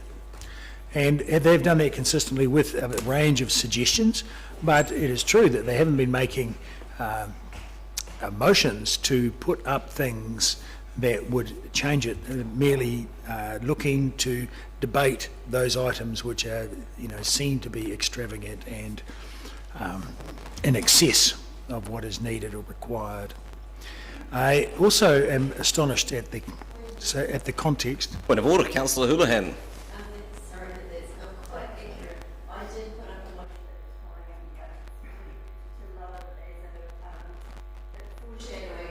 Your Worship, can Councillor Houlihan use her microphone, please? I can't hear. That if the Mayor's motion failed during the budgets, that I put a separate motion, I foreshadowed that motion was that it should be 5.86 every year for the 10 years, not 9.8 and then the rest. So I did put a motion. Sorry, Councillor. It was so foreshadowed. I'll uphold the point of order. Stand corrected. Thank you. So much the better. And I'm quite astonished by Councillor Lord's comment that a lot of things could be done to reduce rates, but that's not what our people want. Now, I'm sure that he has been spoken to by people in the community that most definitely do not want to see a 9.8% rates rise. Certainly, I have been spoken to by many that do not want such a large rates rise. And there is a general feeling in our community that they were promised a 5% in the order of rates rise, and to have a doubling of that is quite significantly more than what they were expecting. So I take issue with that, and naturally, having opposed the 10-year plan and the tripling of council debt, I oppose the rates rise and the doubling of the promised increase. It's not that I think we should be having increases, because costs and everything increase every year, but I'd be much happier closer to 5% rather than close to 10%, which we have. Thank you, Councillor. And far be it from me to speak on Councillor Lord's behalf, but the point that he was trying to make, as I understood it, in speaking to this motion, was that nobody asked us to do the things that we would have to do to reduce the scale of our operating budget to get us to, whether it's 5.86% or whichever the target is. Because the bulk of the operating budget is things like staff and running facilities that council own, and you don't get to carve out $5 million out of your operating budget without cutting service levels. Point of order.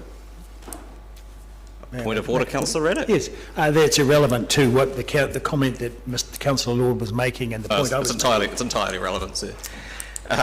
And that is the kind of discussion that you get to have. And I'm pleased to see Councillor Reddick acknowledge that nobody put forward motions that would have significantly altered the budget beyond the foreshadowed motion, if you give me a chance, that came right at the very end of the debate. So we made all of our decisions on the budgets for 10 years, and then there was a foreshadowed motion that we would have to do that whole process again to carve out $6 million out of next year's budget, and that we didn't get to that point because the motion that was before council passed. And for, I mean, the scale of the rates increase is entirely a political decision based on the decisions that council make during the 10-year plan deliberations meeting. And for people to not put up resolutions that would fundamentally alter what the budgets look like, and then come in at the end of that process to speak against what it costs to do the things that council has decided to do, at the very least betrays a naivety of the process, because all of the decisions that are made by elected members around the table. Point of order. And my point of order is, numerous times there's been other senior councillors put motions, yourself included, at the end of a debate. What's the point of order? So you've referred that I'm naive because I did that.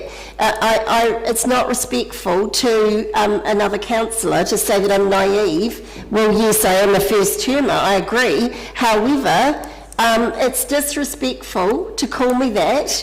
And also, numerous times you or other senior councillors have done that. I believe you've made. I won't rule on it, but I would like to speak to it. I'll hand it over to the Deputy Mayor to make a decision. I'm happy to adjourn the meeting if that would be convenient. No, I'm able to. I'm quite happy to rule on that.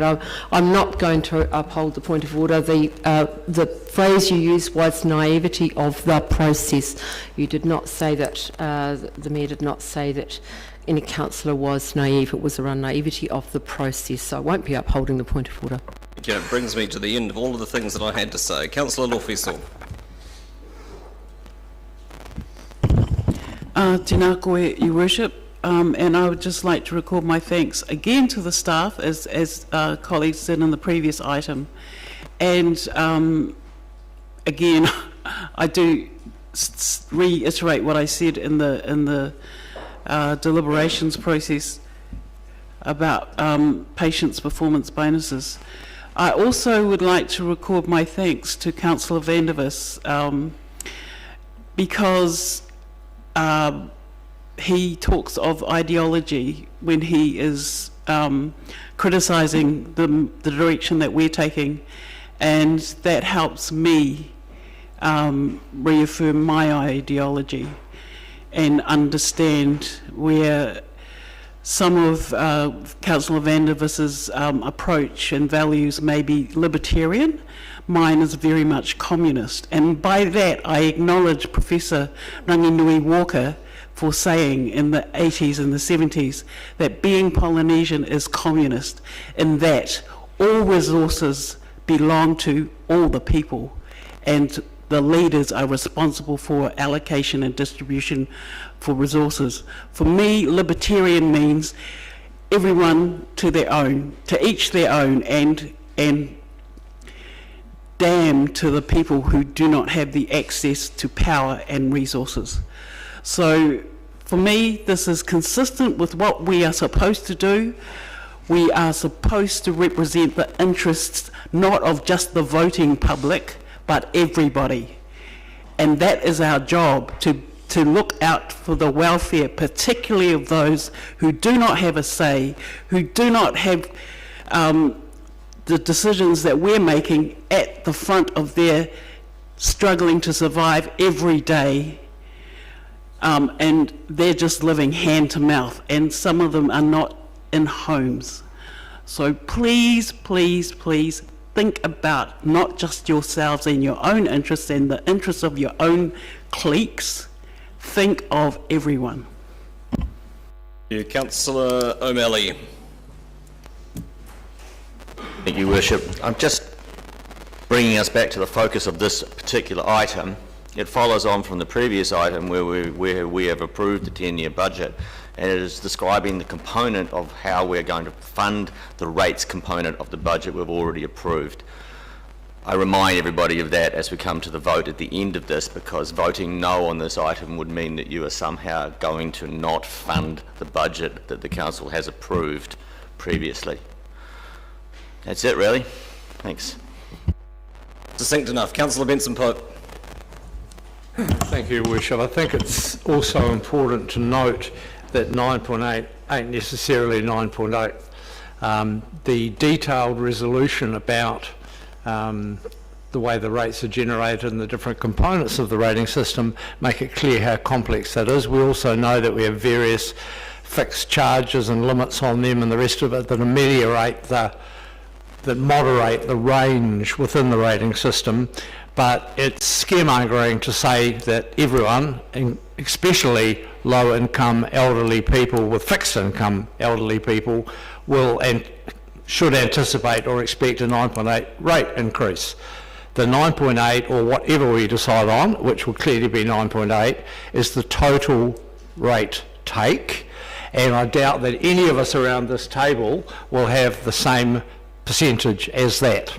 Some of us less, some of us more. That's the way the system works, and people, unfortunately, we could do the modelling and do samples, and perhaps we should do as part of our comms subsequent to these decisions, so that people know what's likely to be the reality given the capital value of the house, the services they receive and their location, because that varies widely across this authority.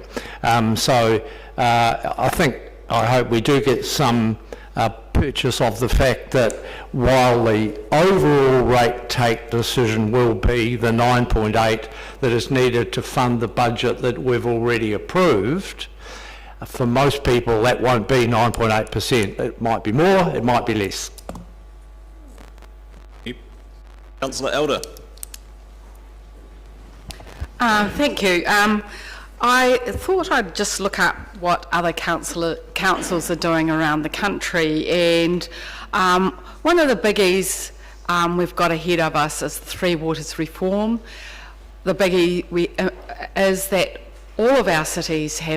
pretty much all of our cities have ageing water infrastructure, which is a real concern.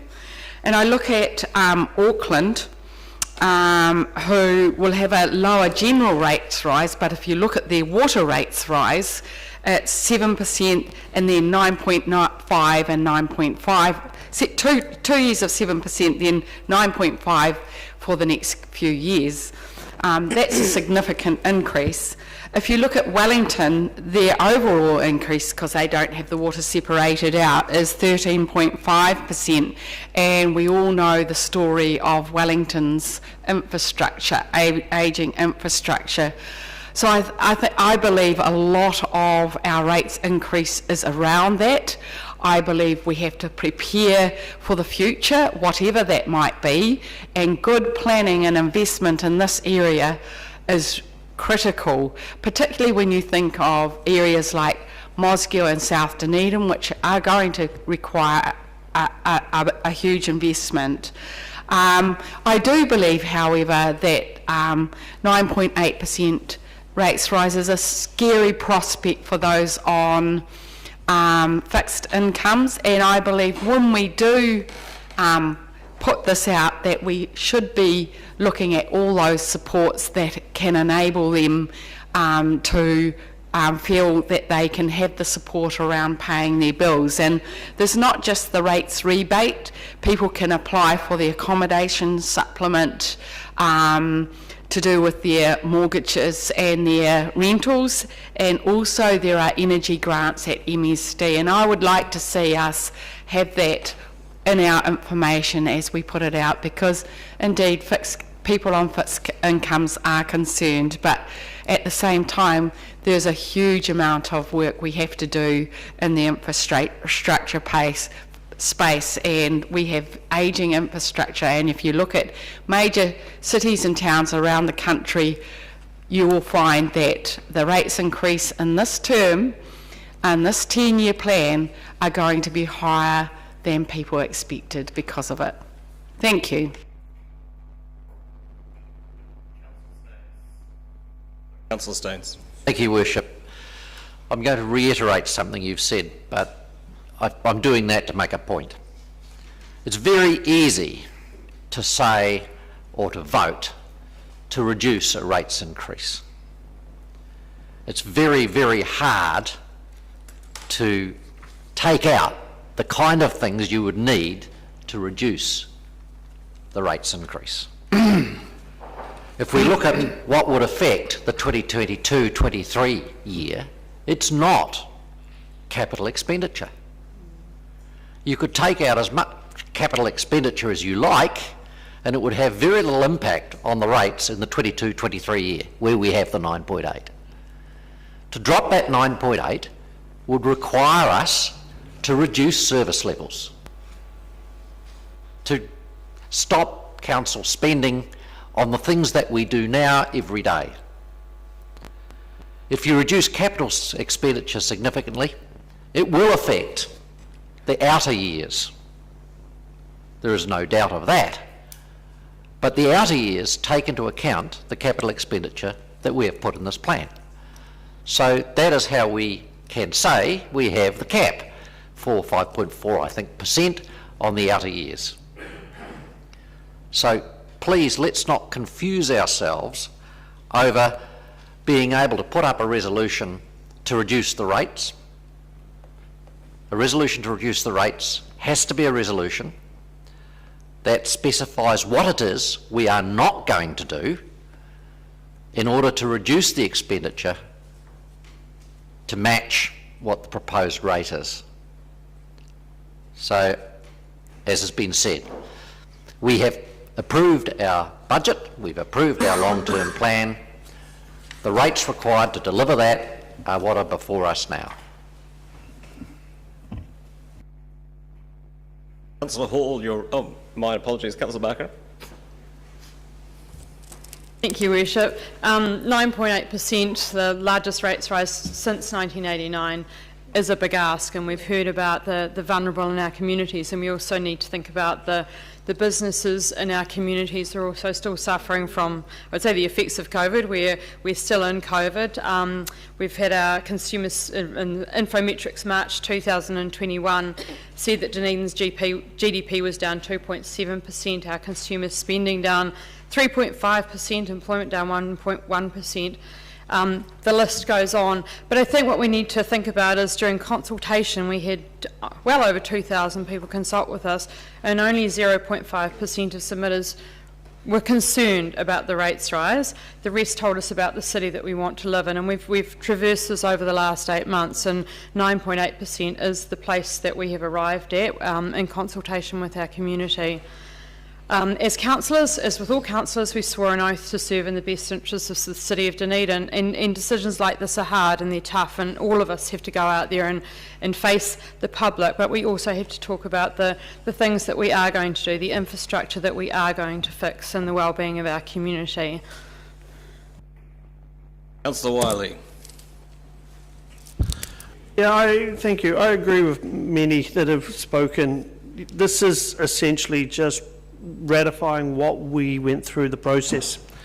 And I said at the end of that process that I didn't agree with a 9.8% rates rise, but I accepted the decision and how we'd got there, and I still stand by that. And I've just looked on the rates table for my property at home and see that I'll be paying an extra $5 per week. And when I look at that and I think of the decisions we came to, am I happy about that? No, not really. But a zero rates rise would not work, and we all accept that. Would I actually look at a lesser? Yes. But again, it's about the whole decision and what comes out of it. And again, I reiterate what I said earlier, was the fact that actually our key goal here is to make sure that the money that we receive from the ratepayers and from other areas around the city, that we produce strong outputs for them and invest in infrastructure and invest in the city as a whole for all our ratepayers. And I think that's the key. And I think the basis that I look at is that, yes, I'd love to have seen a 5% rates rise. I can live with a 9.8% because that's what the decision of this council was at the end of the process. And all we are doing at this process is ratifying that and setting the rates for the 21-22 financial year. Thank you. Thank you. Councillor Hall, your right of reply.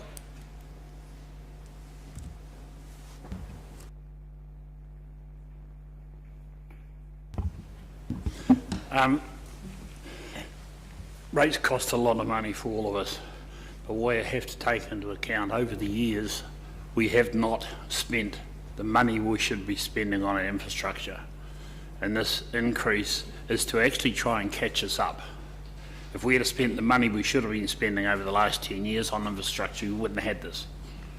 And we have to realise that if we don't spend it now, there's going to be bigger increases in the future. We've got to get the city back up to running the way it should be running. And what you've got to take into account as well, all the assets of the city have gone up in value dramatically. So the rate is not a major problem on that side of it, because everybody is benefited by the increased value of the city. We need to get back servicing the whole city so there's no future ratepayers. Operational level and be kept to that.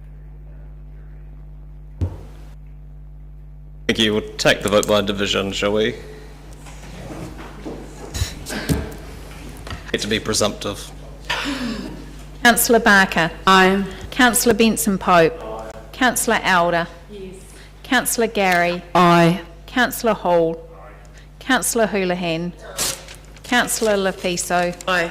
Councillor Lord. Aye. Councillor O'Malley. Aye. Councillor Raddick.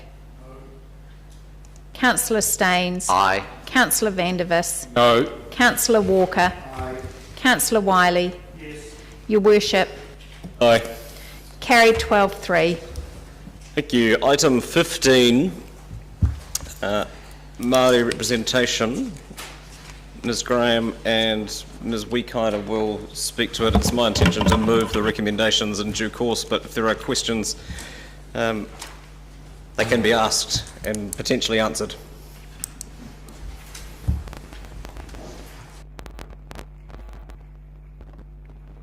Well, that's fine. Anything by way of introduction is welcome.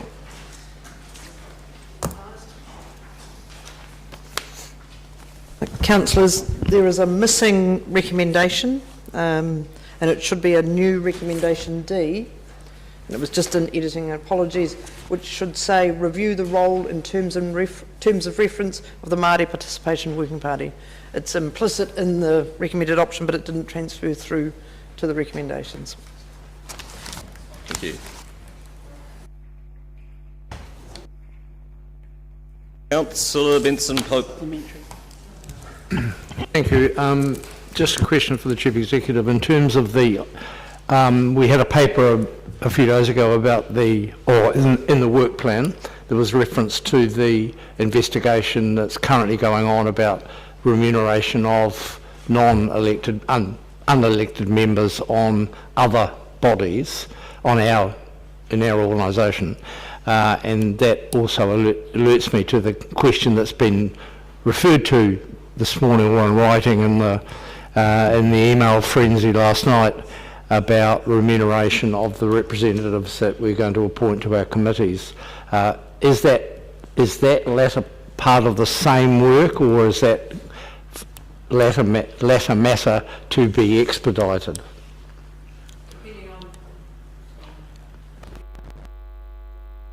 Depending on the decision of council, we would look to expedite the matter for representatives on this committee. Thank you. On those committees. Further questions? Councillor Barker and then Councillor Vandermeer. Thank you. I see that 2 committees are recommended, and I just wonder, was representation on the Community and Culture Committee also considered? It was, and we had discussions with Mana Whenua about which committees they thought they were best able to bring their knowledge to, and the 2 that have been recommended are the ones that Mana Whenua thought they were best able to contribute. Councillor Vandermeer. Chair. With options 2 and 3, why is it that under advantages we haven't listed that traditional elected representative democracy for decision making would be continued? Why is that not listed as an advantage?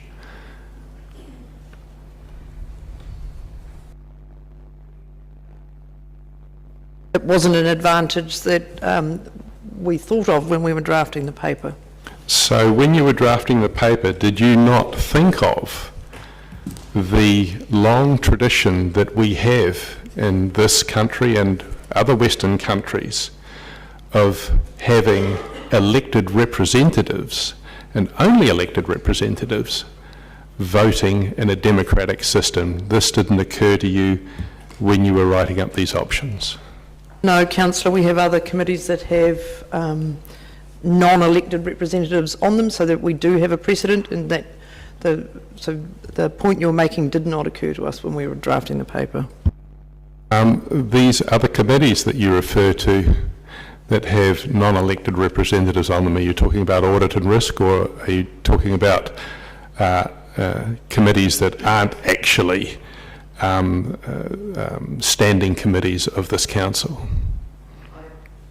I'm referencing audit and risk in that particular response to your question. It's also true of the grants subcommittee, which has significant delegations in terms of dispensing council funds. In terms of the entire history of the DCC and its standing committees, has there ever been a precedent since 19 years ago, when the Government Act allowed experts to come on and have voting rights that weren't elected? Has there ever been a precedent where we had people voting on these committees that were not elected? I can't speak back as far as that, but in my time I'm unaware of anything, but I can't speak back to when the Act changed. Thank you. Councillor Houlihan. Thank you.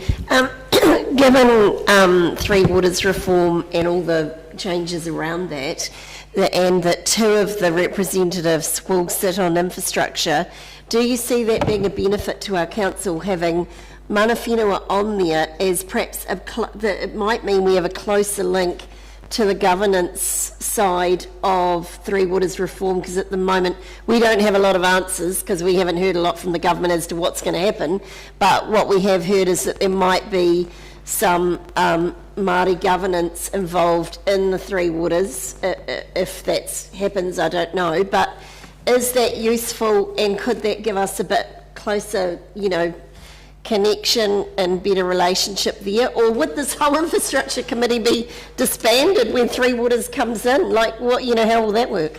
That's a separate subject, but I just wondered that when I was thinking about that committee. All standing committees expire at the end of the triennium and are reconstituted by the incoming council subsequent to the election. Right, but I'm talking about Three Waters reform.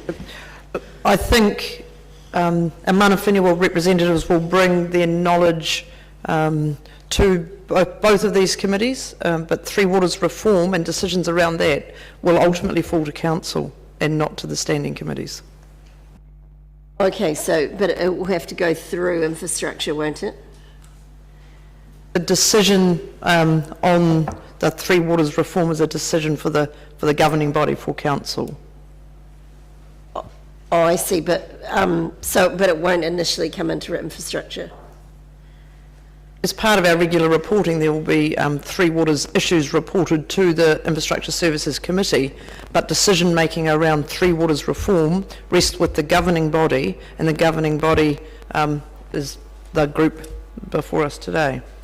Is it possible that decisions made at infrastructure, that when they then come to council, they can then be voted against? Is that possible? Like, I'm just trying to work out the process of that. So, if I could refer you to both standing orders in the committee structure and delegations manual. So there are specific areas that council, this body, has delegated as decision-making items for the Infrastructure Services Committee and for Planning and Environment. So those items that have been delegated to those committees by the governing body are for them to make decisions on. Occasionally those committees will consider things that are what we call Part B items, where they make recommendations to the governing body. Where a subordinate decision-making body makes a decision, only that body can overturn it. So, thank you, I think that clarifies. So can I just clarify, you're saying that if infrastructure committee makes a decision on something, or P&E, then that comes back, when that comes for noting to council, well, council cannot overturn those decisions. Is that what you're saying? It depends entirely what the decision is. If it's a Part B item, it requires approval when it comes to the governing body. If it's a Part A item, it doesn't. Okay, thank you. Thank you. Councillor Raddick. Yes. Why was there no councillor workshop on this matter?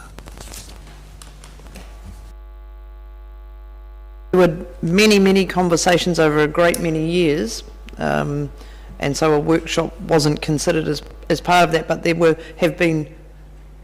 there's been a long history, and I think some of the speakers at the public forum spoke to that. This has been discussed with this council and various other councils over a number of years in a variety of forums. Councillor Wiley. Thank you. The way I'm reading the papers and some of the points that were made, this is going down the same pathway that ORC did in 2019? That's correct, although this proposal has representatives on 2 of our standing committees and not just one, which I understand is the ORC situation. And for the ORC, have you spoken to your colleagues there about what has been the benefits, positive and negative?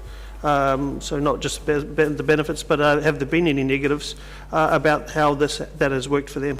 I've only spoken informally to various of my colleagues at the ORC, and they've only had positive things to say about the value that including mana whenua more directly in their processes has had. And has it essentially sped up some processes within ORC and reflecting on better decision-making processes? I'm sorry, I can't answer to the speed of the ORC's decision-making processes.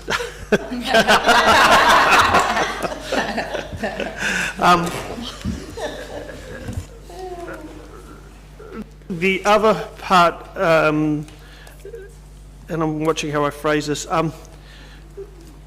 essentially,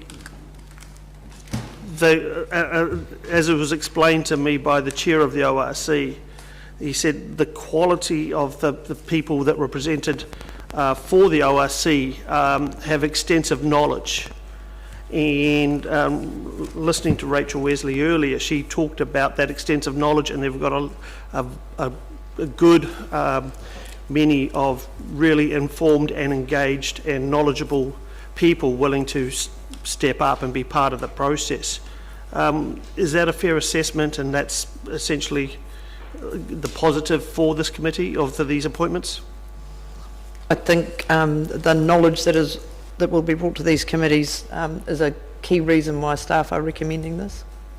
Thank you. And is it also a case of the government is essentially, with the changes they've been making over the last especially 18 months, that this is really a direction of where all councils in the country are heading, and you gave us a table reflecting what some councils were doing in the papers, and that actually we have to really engage in this process. And I'm thinking of some of the other things that are happening, like Three Waters reform, etc. But really having that engagement with mana whenua has to take place now. I think the paper shows that there is a shift in how councils around the country are choosing to engage with mana whenua. Thank you. Councillor Gary. Oh, thank you, Your Worship. Ms Graham, Ms Wikaira, could you just clarify if, or the Mātāwaka's view as expressed on the Māori Participation Working Party at that last meeting, that these recommendations are in line with Mātāwaka's view? Thank you. Yes, at our last meeting of the Māori Participation Working Party, the Mātāwaka representatives from Araituru Marae stated directly that they are very supportive of this direction. Thank you. Councillor O'Malley. Thank you, Wish. I'm sort of going to follow up on Councillor Barker's question about the fact that it's two committees that are being considered. I guess the question would be, and it's really not important in the decision today, but sort of future direction question, more committees in the future, and is this an issue of just simply ability of mana whenua to actually to deal with the demand on the number of committees that it would be, or is it an exploration of the model as we go forward? I can't speak for mana whenua on this, but my recollection of some of the discussions we had was these two committees seem to be a good starting point. And as councillors are aware, we have options in 2025 around how we look at more formal representation with a Māori ward or not, and those conversations all need to happen in advance of that. But this decision enables us to have mana whenua representation on some committees until we've had that more formal conversation. And then just to follow up, I know that Mātāwaka are in line with this agreement as we go right now, but what will our future plan, that's a big, I'll just ask, do we have future plans in the future to address Mātāwaka's representation as well? I think that's an ongoing conversation with between the DCC, Mātāwaka and mana whenua. Like I said, they're very supportive of this approach that we are, should you make a decision today, and part of the review of the Māori Participation Working Party and that ongoing group and how they will look in the future will be an important part in developing how we might reflect Mātāwaka interests in DCC as well. Councillor Elder. Thank you. Just going back to a line of questioning a fellow councillor was talking about in the sense of people being voted or not. I just want to ask a process question, and that is, what is the process? Because all cultures have different processes for doing things, and I was just wondering what the process was, and there was some comment about that, about how mana whenua see themselves as putting people forward for these roles. I think Ms Wesley detailed that pretty clearly in her address to the council, and I can't comment any more than that, I'm sorry. It's okay, that's fine. Councillor Vandervis.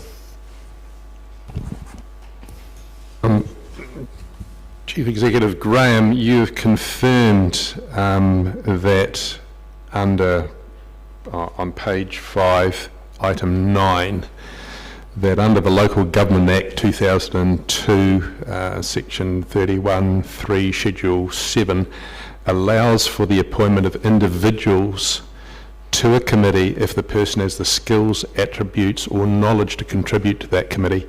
You've confirmed that this provision has never been used for our standing committees in the past that you know of.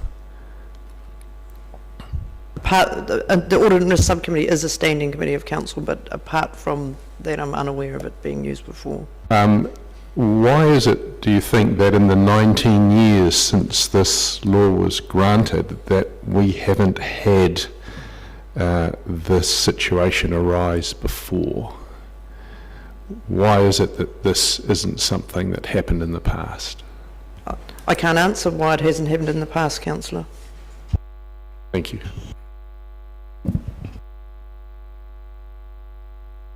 Further questions? Can we have it up in its entirety with our... Oh, sorry, Councillor Benson-Pope. Later, last question about who we've appointed to what, and I'm wondering if the Chief Executive might like to think about the fact that we regularly appoint to hear consents, mostly when the city's involved, people who are experts, who are not members of this authority, and so in fact I think there might be a precedent. Do you not agree? I wouldn't want to, well, I don't think that RMA commissioners are the same as what's being considered here, because they are appointed under the RMA and not under the LGA, so I think there is a distinction. Thank you. Can I just clarify around, because under the Te Treaty o Waitangi, we have a right to engage with mana whenua.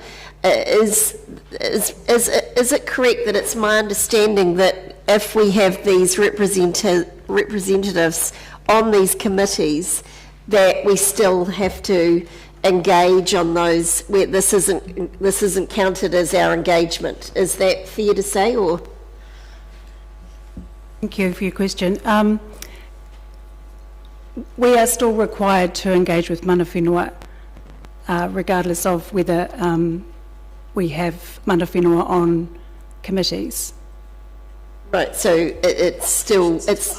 surely this will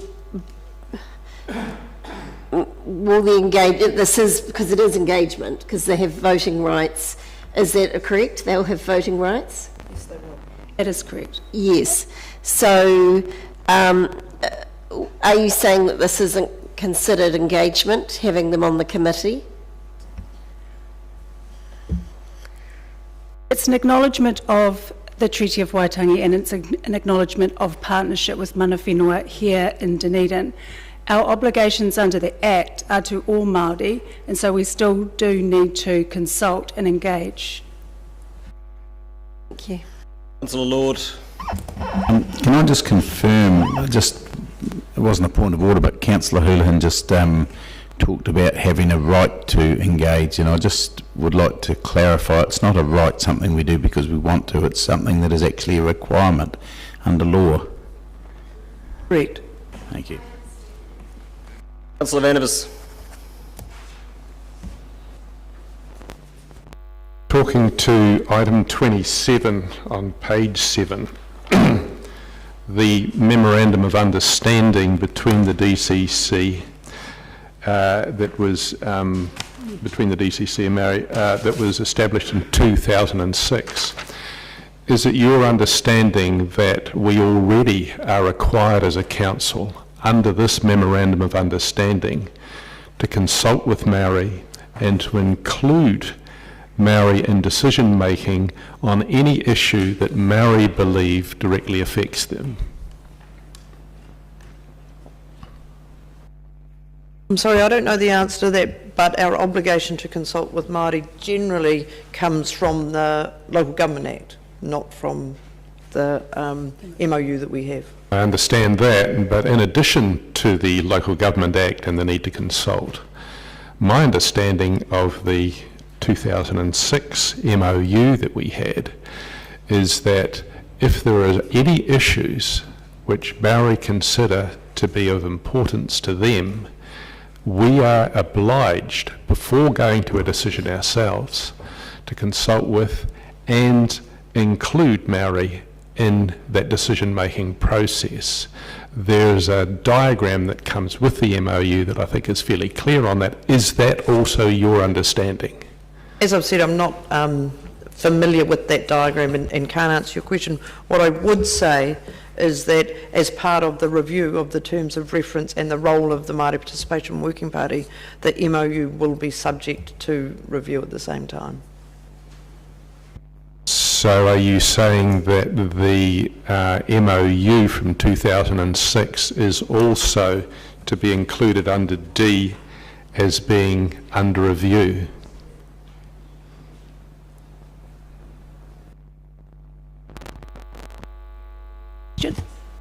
Are you saying that the MOU from 2006 is also to be included in the review just announced now as additional under D recommendation? It will be, yes. Because it's part of the Māori Participation Working Party's terms of reference, it's referenced in there, and we are reviewing the terms of reference of the Māori Participation Working Party. Given that this hasn't been spelled out in recommendation D, is it actually even legal to add that at this late hour, given that there hasn't been any, well, it hasn't been in the agenda, there hasn't been any public consultation, there hasn't been any opportunity for councillors to even consider the implications of reviewing the 2006 MOU, which has wide-ranging implications for the DCC relationship with Māori? I don't believe that it's illegal, and I also believe that it was flagged in the report, just not pulled through into the recommendation.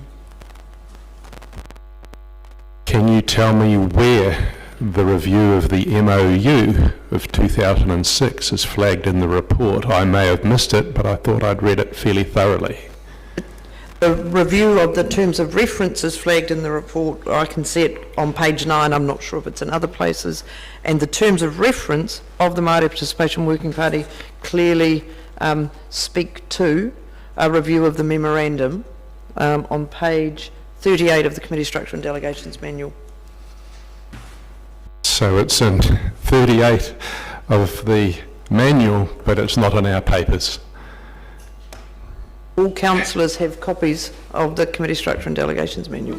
With respect, Chief Executive, how can you expect councillors to know from this paper that a review of the Memorandum of Understanding from 2006 is included in this decision because of a reference to page 38 of a document which we all got at the beginning of the year.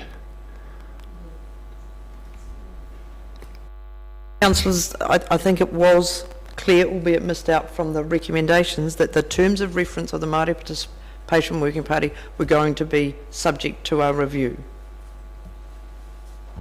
Thank you. Councillor Reddick.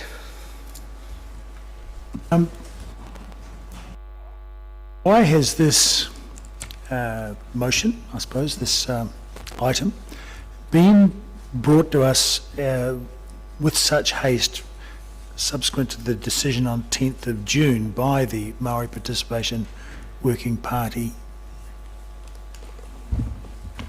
Councillor, it was flagged, as we've said, that these discussions were going on a very many fora over the years, but in your papers on the 25th of May, where councillors considered the Māori strategic development work that was being undertaken by council, it was flagged in that report that council would receive a report, and at paragraph 29 of that paper that you received, where it says a report that will consider possible Māori representation arrangements will be prepared for the June council meeting. And so it was clearly flagged. There was also narrative in the body of the report, paragraphs 21 and 22. Order on staff. Order is that Staff aren't governed by the standing orders, Councillor. Further questions, Councillor Reddick? So, I would like another question, and to repeat the earlier one, why wasn't a workshop held on this? Because in this report of 25 May... Councillor, you've already asked the question, and the question has been answered. Well, I think in the light of the Chief's just subsequent answer, it does seem rather light on notification. We had 231 pages of council meeting on the 25th of May, and there was one line. This could include having Māori representatives on nominated council standing committees on item 22. More substantial than one line, Councillor, but if the reading is challenging... Sorry? That would perhaps be something for the member to reflect on. Well, perhaps, and 28, a report will consider. Thank you. Further questions? I'll move the resolutions as put. Seconded, Councillor Gary, and I'll write that down for my own. Thank you. This is a significant day, I think, for this council and for the city. We decided the best part of a decade ago that the Treaty of Waitangi was going to be an overarching value that sits above all else in council's strategic framework, and that's an easy thing to say. It is a far more challenging thing to do, and as has been discussed in our previous conversations around the strategic framework refresh project, it's always needed a stronger and clearer articulation in our strategic documents as to what that looks like for us. But a fairly fundamental part of living up to that commitment is involving mana whenua in the work of council. And over the past 15 years or so, that has been shared by the Memorandum of Understanding that has been discussed, appointments almost exclusively voluntarily to any number of council advisory groups and working parties where we ask Māori representatives to work for us for free to live up to our obligations in terms of consulting with them and working with them, and as is discussed in the paper and in the resolutions, the Māori Participation Working Party, which is one of the more patronising names you could give to a piece of work as significant as this, and I am excited, finally, should we get through this today, to be in a position to review not just the name of that, but the scope and the role. Historically, that committee, from my understanding at least, has operated at a fairly transactional level. But in recent times, it has the conversations and the work of that group have been elevated to a higher and more strategic level. But that involvement falls down when you're not ultimately involved in making the decisions around the things that are being discussed in those forums. Nothing about us without us, as they say. And to pick up on some of the questions that have been raised, could mana whenua representatives be elected through the same mechanism that we are in order to be involved in the decision making? Well, yes. But since 1865, when we first started electing people to this body, that hasn't happened. And the interests of minorities in our community are never going to be best served by a popular vote. And the fact that people have made it to this table has been in spite of that, rather than because of the systems that we have. And where the system doesn't deliver you the perspectives that you need, and anybody involved in business should understand this, you go out and you find those people and put them in a position where those perspectives can be involved in making the decisions. The other question that's been raised is who gets to choose, or how are the committee members chosen? And quite frankly, I don't believe that is any of our business to determine how these representatives get chosen. It is not for us to impose a Westminster system or a colonial electoral system upon our local rūnaka when it comes to them choosing who will represent them and their interests in the work of this council.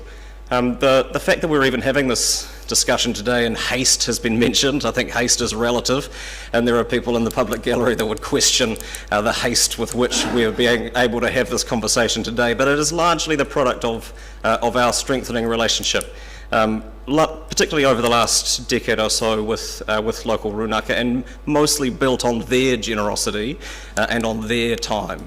But I do want to acknowledge the work that has gone on our side by Ms Graham and Ms Wikaita more recently here, but also previously Dr Bidrose and the late Dave Cole, who saw this as incredibly important work for the future of our city. And so while I'm proud of the fact that we are at this point, this is not an opportunity or an excuse for self-congratulation. This isn't an end point by any means. It's certainly a significant milestone, and by approving these and being able to make these appointments, it does make it possible for us to have a far wider discussion particularly with Mātāwaka Māori and with mana whenua about how we can better involve and more actively involve them in the decisions and participating in the work that we do, and eventually, ultimately, ideally, in this most colonial of rooms in which decisions are made every day on their behalf without their input. So thank you to all of the staff and to all of our rūnaka delegates who have put in the work over decades, actually, to get to the point where we get to take this step forward. And I look forward to seeing what is brought to our committee tables as a result of being able to bring this capacity to the work of the city. Councillor Van der Vis.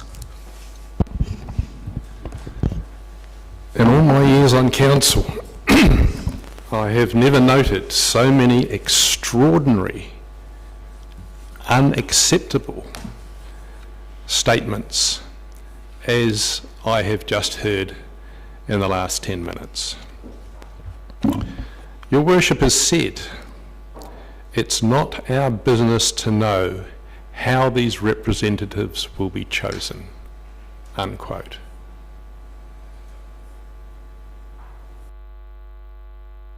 Worship has also said the interests of minorities are never going to be served by a popular vote.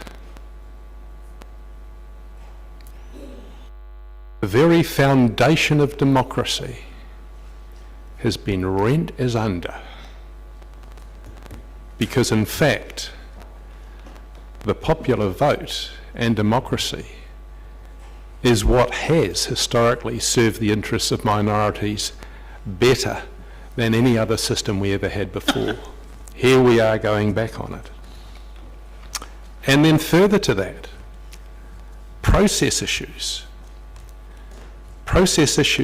whereby we had 4 recommendations in the paper. Suddenly we have E, an additional one, which I do not believe is allowable under process, and D has been changed. Not only has D been changed, but under questioning it turns out that under D, not only are we going to review the role in terms of reference of the Māori Participation Working Party, but it's implicit, apparently, that we are also going to review the fundamental Māori DCC Memorandum of Understanding from 2006, a weighty document with all kinds of implications, one which I struggled with at the time, I had to say. And now, because of cross-questioning, that is going to be up for review as well. None of this has been put in the public arena prior to this hour. None of this has been presented in a way where the public had any chance of knowing what was going on here. We are in a remarkable situation now where we are about to vote on issues which I believe are not process allowable. We are about to suggest anti-democratic, race-based representation on 2 of our committees.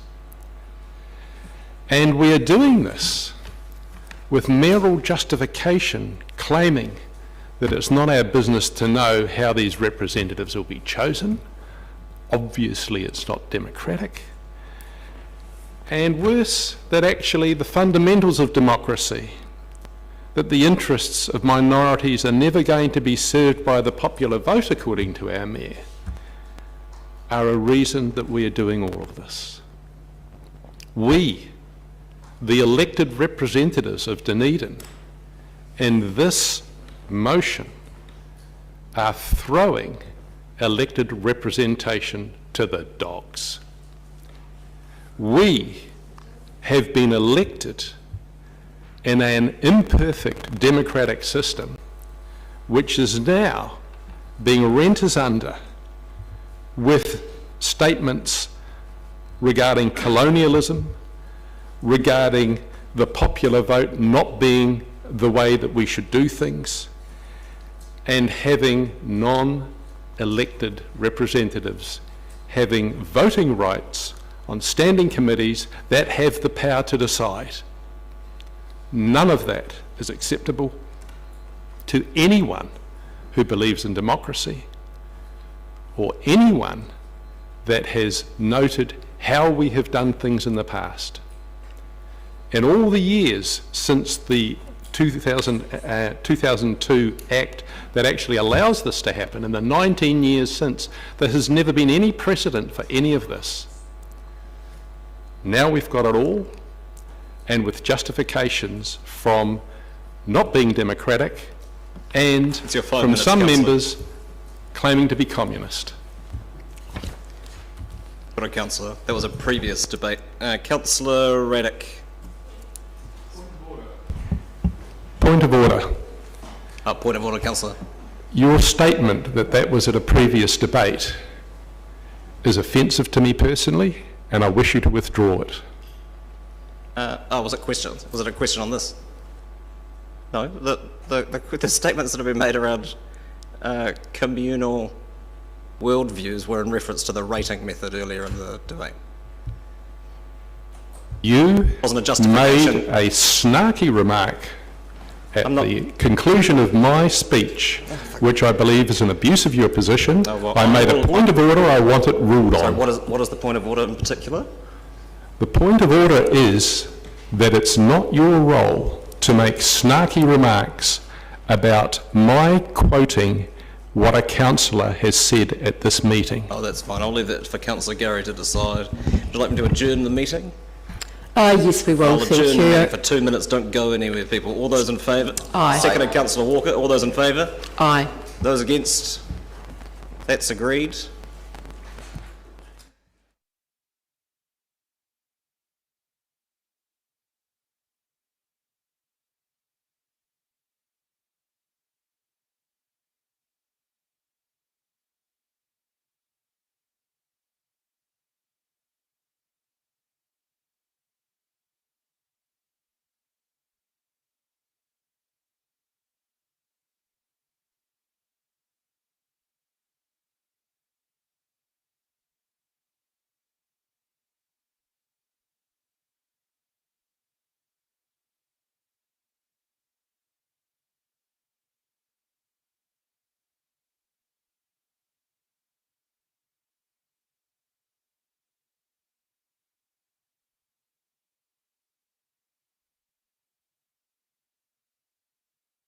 Rule, I am going to uphold it, even though it wasn't part of that particular debate, it was in the meeting, so would ask the Mayor to withdraw. Thank you.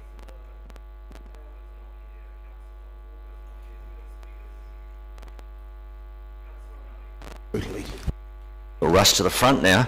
I just want to make a couple of points before I really get into my own speech. I think some councillors, it's something I've noted when I first got on council, is the flow of information sometimes can be very familiar to those who've been on council, and those who are not familiar are not aware that things are in train, and then it can come across to them as something that they hadn't necessarily expected to see. And I think that might have happened to a few councillors who were in the first triennium. But I pretty much can say that I'm absolutely certain there was no intent to do stuff behind closed doors or anything like that. And that is, sometimes that's what happens as we move in. I want to draw attention though to the pronunciation of words in this chamber, especially the word Māori. We should be holding ourselves to a higher standard, and if we can't learn how to pronounce that word correctly, then we should stop maybe having too many judgments about what we do next. And I also want to make another comment. All firsts have one thing in common: there's never been a precedence before them. That's why they're called firsts. So, in terms of this first that we're doing, I completely support it. I'm excited about it. As Tāwiwi and a Pākehā, I know that I am going on a journey that I'm going on a journey of discovery, my own personal journey. And it is to understand my role as tangata tiriti, as one of the members of this country who are, in many respects, our future lies in how we interact with te tiriti. And I believe that in this development, this is the council putting forward in practice one of the first real concrete activities that show our commitment. There's been commentary on the selection process. I believe that the principles of Tau Māori will be actually covered here, and in fact it is, I don't know what word to use here, the kind of word you would say that is, if you have a lack of knowledge, you are, to suggest that necessarily we should be applying a Western European selection model to all memberships of all voting bodies in this country, given that this country has the path that we are following into the future. As a chair of one of those committees where the structural change will occur, I am very excited about it. And I really can't wait to get into this new structure and see what it brings for us. I will presume that this vote will end up being done by division, and I want everybody who votes today to ask themselves this question: when we are looking back, or society's looking back on this vote in 30 years' time, you'll be able to say where you were on that day because your name will be recorded on how you voted today. And I'm voting for the future. Councillor Reddick. Yes, unfortunately, for me, this feels very much like an ambush. On June 10th, the Māori Participation Working Party decided to bring this motion forward, and most of the committee chairs, councillors, were on that working party. but not the rest of the councillors. So, as I asked earlier, I think we should have had a workshop on this issue so we could have discussed it more fully. Now, Mana Whenua had the opportunity to have, discussion and workshops within their ranks prior to now. It's only 3 weeks ago, but that was not afforded to the councillors. So it feels like an ambush, and sure, we should have noted very carefully in our papers of the 25th of May, the 2 lines that apply to this that maybe that will involve representation on the committees. But, that's far from clear, and none of the committee chairs told me, and as far as I know, other councillors, that this would be coming forward to this. And I just hope that the net result of having Mana Whenua on these committees does not affect how the whole situation is viewed publicly, because I think it'll be far better that we were well aware and informed of this coming up and had time to discuss and ask all the questions and so forth about it prior. However, having said that, I like the mechanism. I think it's preferable to the ward situation, and we had an email this morning from the Chief Executive explaining the messiness of the wards, which I certainly did not understand, and I think the whole elected representation of wards and how that would affect the makeup of council is a very difficult and messy process to wade through, and may not end up delivering for us the expertise most helpful, which is actually what we want for Mana Whenua representation on council. And so I think that this mechanism that we're voting on here today is actually quite an elegant solution to that, and brings the expertise, which is why I had the question earlier to Rachel Wesley about how they view the situation, which is expertise rather than community representation. And expertise as far as the values and the perception of the effects of whatever the work, the planning and the actual doing of stuff that council engages in, that is what we actually want to have. Well, that's what I want to have when it comes to consideration of the various projects that councils undertake. Therefore, while I strongly object to the mechanism by which this reached the paperwork in front of us and our tables right here today, I would have, as I say, preferred to have had a workshop on the matter. I do actually support the whole concept, and I think this is an elegant and relatively simple solution to how we engage with Mana Whenua and how we get their genuine participation and ideas to help us along the way of making better decisions. So, thank you. In support of the motion, Councillor? Yes. Kia ora for that. Councillor Walker. Thank you. Thank you, Your Worship, and thank you for moving this into the seconder. First off, Councillor Vandervis's popular vote has served minorities comment. I'll just leave floating out there in the air for historians to cogitate over. I think that's probably where that one's best left. And of course, how one defines democracy is very, very much open to question, depending on who is debating that definition. During the discussion and the questions today, there's been some suggestion that somehow this has been thrown upon us in a surprise way, with haste, without more consultation, an ambush, or without more whatever, and I find that quite extraordinary. Rachel Wesley today sat up there at the public forum and said, and forgive me, Rachel, if I misquote you, this has been a long road, and there have been numerous discussions about how we can give effect to treaty principles. As the report states, and thank you staff to the report, I think I was quite perplexed by some of the questions emanating yesterday because a lot of those answers are contained within the documents that we get to read. And that document covered off many of the questions that were being posed. This document states there have for many years been ongoing dialogue with Mana Whenua of what the best representation arrangements for Māori should be. I therefore welcome this paper, albeit a little late. But particularly in light of Ms Wikaira's appointment as General Manager, Māori Partnership and Policy. These new names are getting harder and harder to remember. And of course, as set out in key legislation around Māori contributing to decision-making processes embedded both within the Local Government Act and the Resource Management Act. I find it strange also that some around this table think there are weak process issues at play here. And again, the paper clearly points out that initial engagement around representation arrangements took place in early 2021 with Council's key Māori partners. And on March 17th of this year, the Māori Participation Working Party discussed Māori wards and the representation review.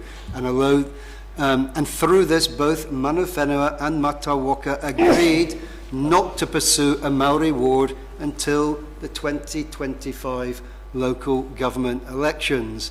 Also, the paper points out in April of 2021 via Hui, as part of our 10-year plan process, and at our meeting of May 25th, more info was fed back to us, as we can read here on June 14th. The Māori Participation Working Party established that Mana Whenua representatives on standing committees would provide a stronger decision-making voice within Council and a stronger articulation of treaty partnerships with Manu Whenua. That all sounds pretty robust to me in terms of process. And also, it fulfills the very reasons why the Māori Participation Working Party was established in the first place, as a council advisory panel to provide a greater understanding of Māori needs and aspirations and greater participation in strategic decision making.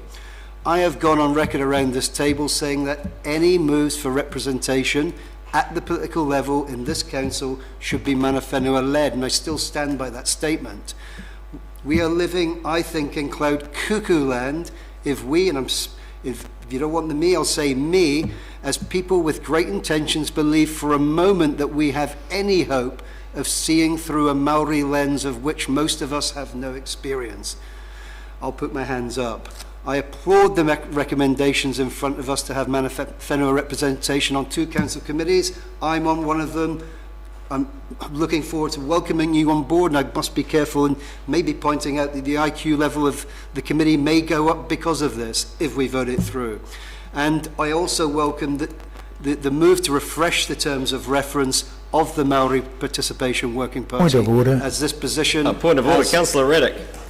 It's completely disrespectful to suggest that the IQ of the committees Councillor Walker's committee needs raising. At the very least, it's presumptuous of who might end up on the panel, Councillor. I'd ask you to withdraw it if that's... I'm more than happy to withdraw. And I actually had 2 words to go, or 4 words to go. Has been Mana Whenua led. Thank you. You, Councillor Elder. Thank you. I can very happily support this. Councillor van der Wies talked about an MOU, and the founding document for this nation is an MOU, and that is Te Tiriti Te Waitangi.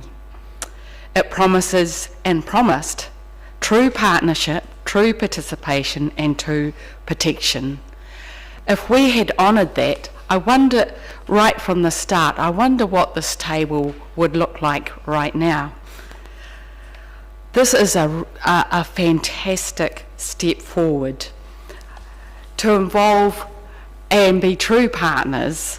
Māori aren't a minority, we're partners. Māori, and the treaty says that the Māori aren't a minority, that they're partners. And in the decision we're making now, we're actually honouring that. If we had a business and we had a partner, and yet they couldn't make decisions, they couldn't be at the decision-making table, I would say that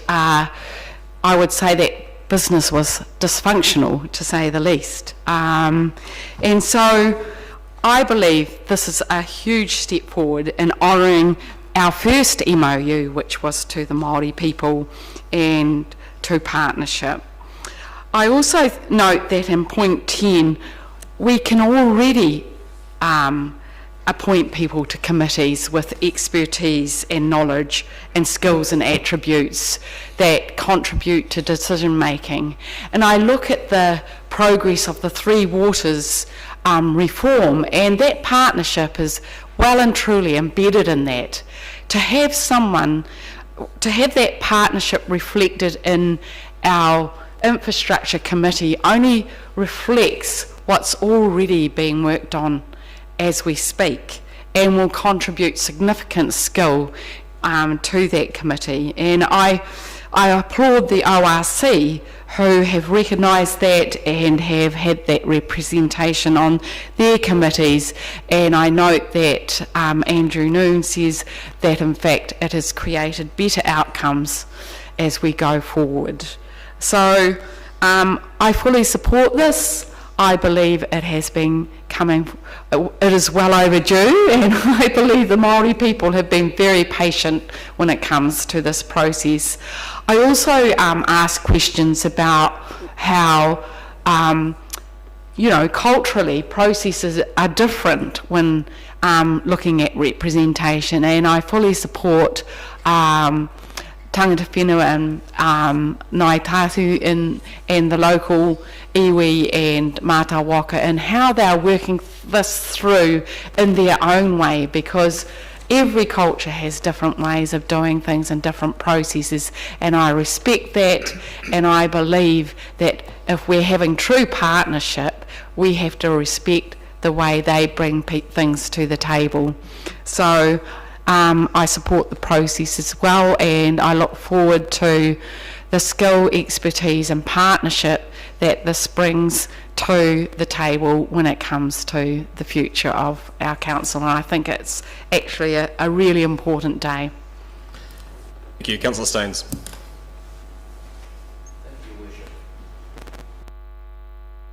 That's right. Thank you, Worship. I have to say that I felt earlier in this debate a significant degree of embarrassment and sadness. I've been a member of the terribly named Māori Participation Working Party since 2010, and I've seen the relationship grow significantly from that point. I don't know what had happened in the earlier years, but from the point that Mayor Cull entered the role of chair, or co-chair actually, it's a shared chair, that relationship has deepened significantly. I was very proud some weeks ago when Council passed resolutions that cited Te Tiriti, not the treaty, and they are different. Te Tiriti has that shared governance as part of it.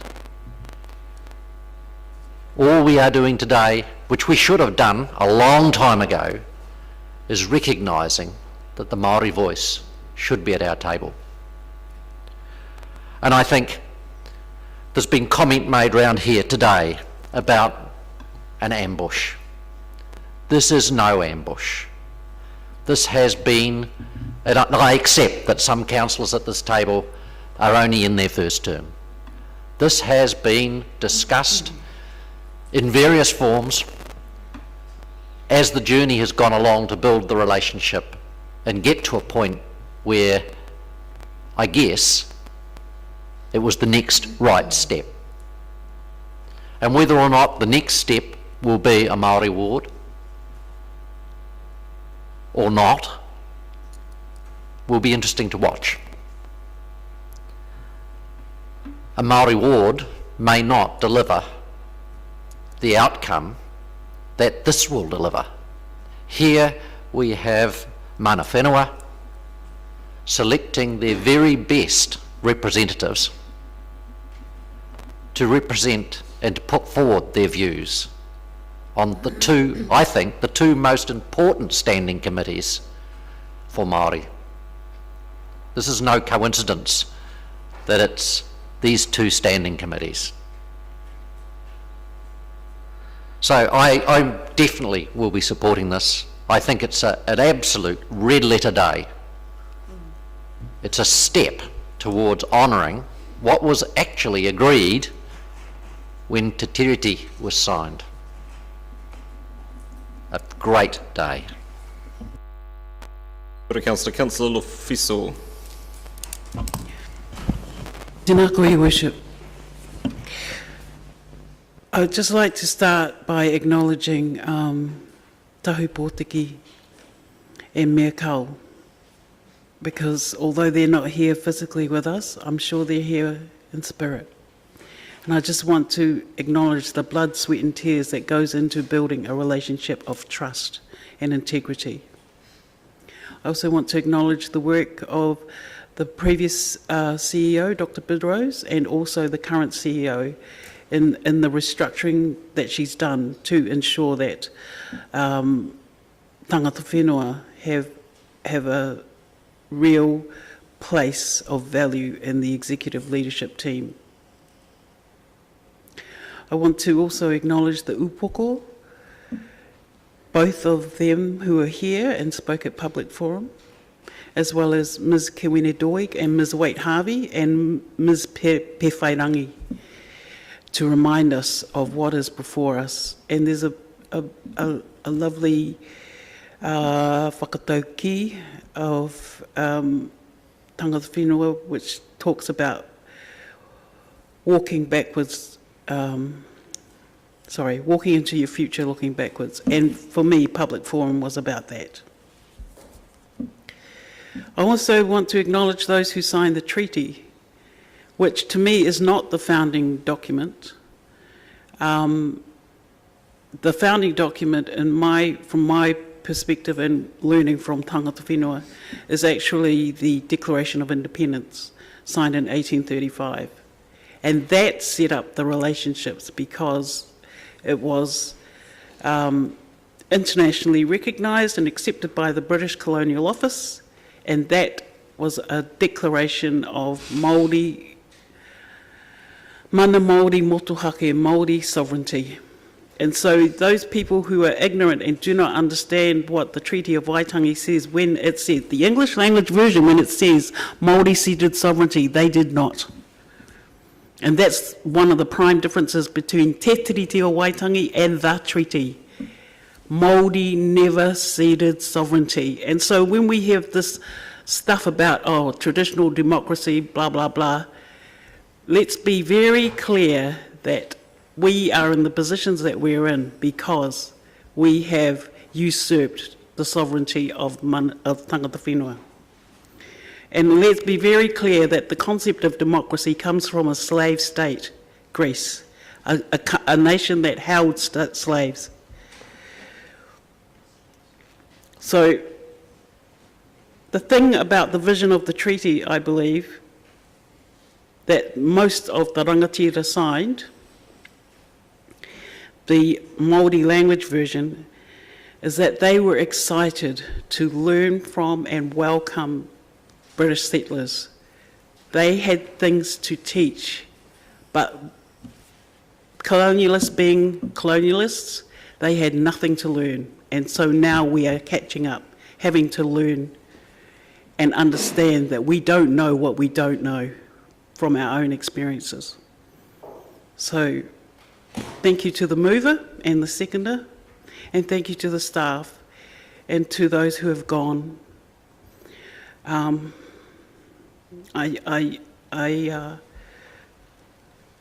just want to take a moment and not tangi, but I just felt in my heart that Tahu Pōtiki and Mea Kau are very much here with us today. Kia ora. Councillor Houlihan. Thank you. How do you go after that? Thank you. Well, thank you. First of all, I'd like to say to Councillor Lofiso for your passion. And yes, I'd also like to acknowledge Tahu Pōtiki, who right till his last moment. I can tell he was still working because I was messaging him about something and he was replying to me, and then 1 or 2 days later he passed away, and I didn't even realise that things were so bad. I got a real shock. So certainly his dedication was absolutely unquestionable, and so today I think him and, as you say, former Mayor Dave Cull would both be very pleased with these steps. I will be supporting this motion. However, like Councillor Raddick, I do have concerns around the process of this, and I'm annoyed that this has happened because it taints something that is a very positive thing for mana whenua, and so I wish this had been handled a lot better.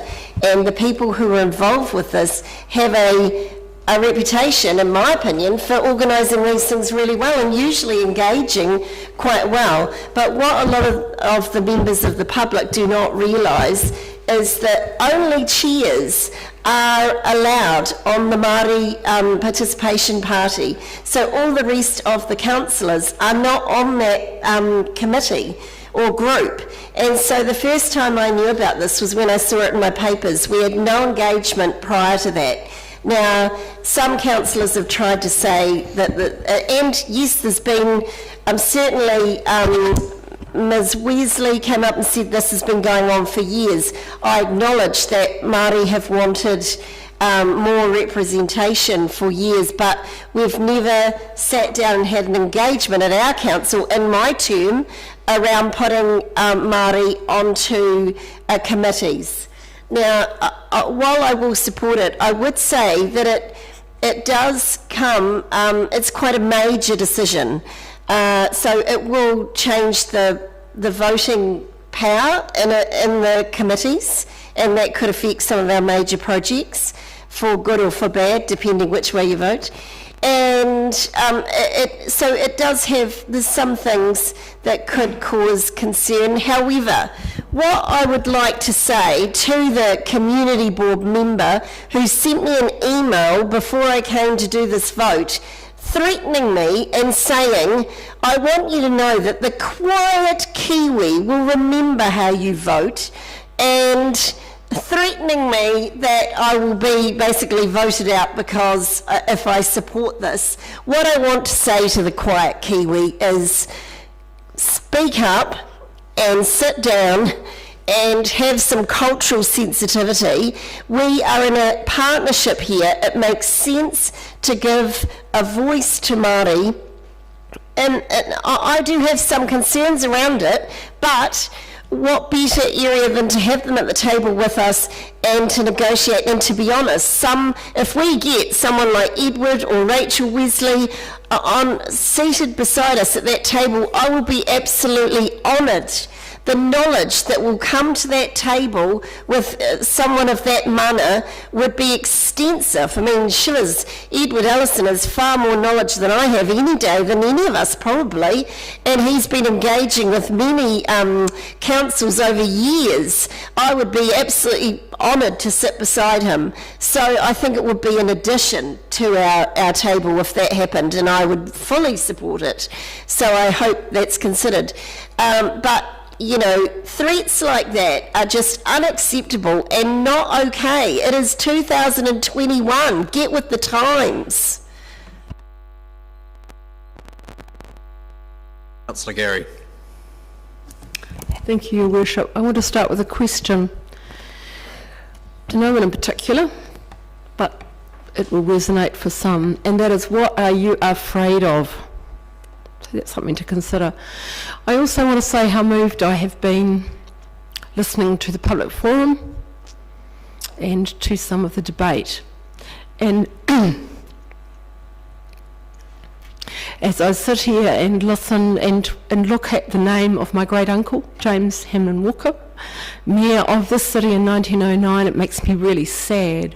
For in many ways he was progressive. He had a suffragette wife, for goodness sake. But when I heard Ms. Kawere Doig speak about 100 years ago and how it was for Māori in this city, it made me feel really sad and actually really angry. We heard today in the public forum that this is not only the best choice to support the recommendation, but it is the right choice. And it shows leadership and that we are a progressive council. We heard that what is good for mana whenua is good for all of us. We heard that Mātāwaka are in support, and we heard about the desire to be reflected in the conversation.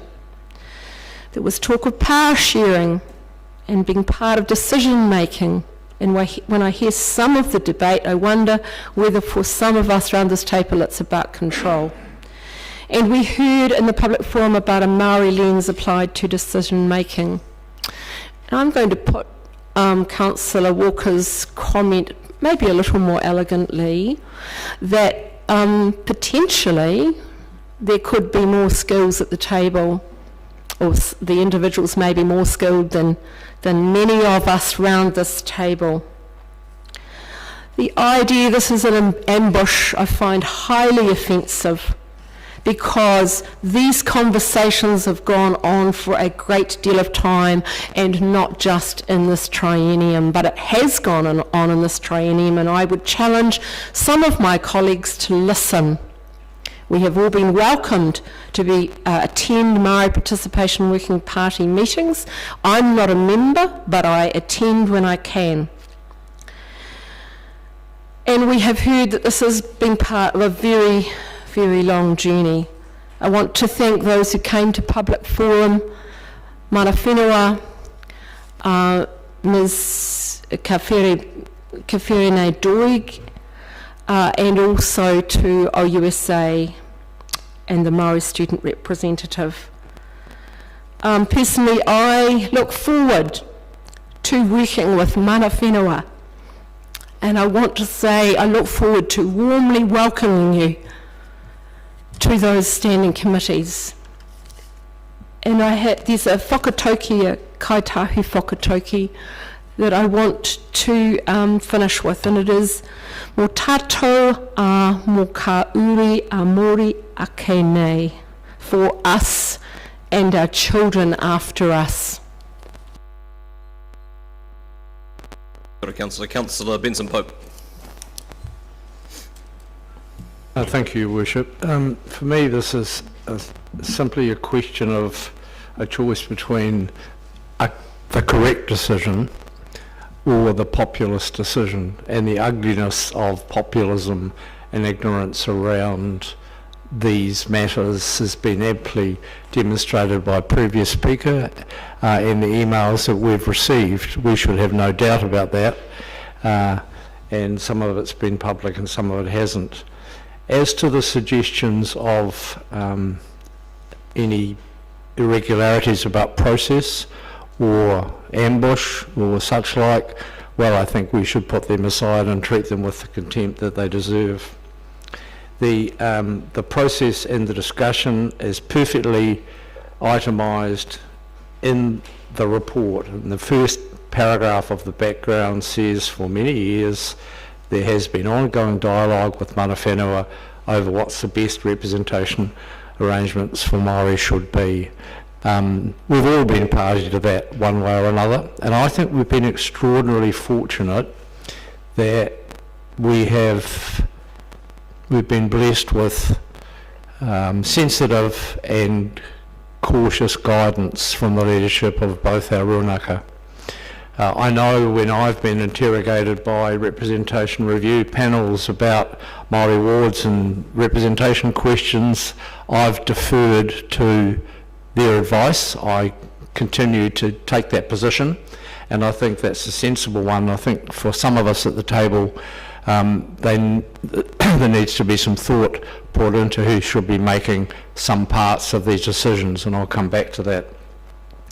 Councillors know, though, that this authority has tried very hard to be as supportive as it possibly could, both in terms of personal support, staff support and financial support to those people in both rūnaka locally who have have faced an extraordinary workload of demand for their time and their expertise.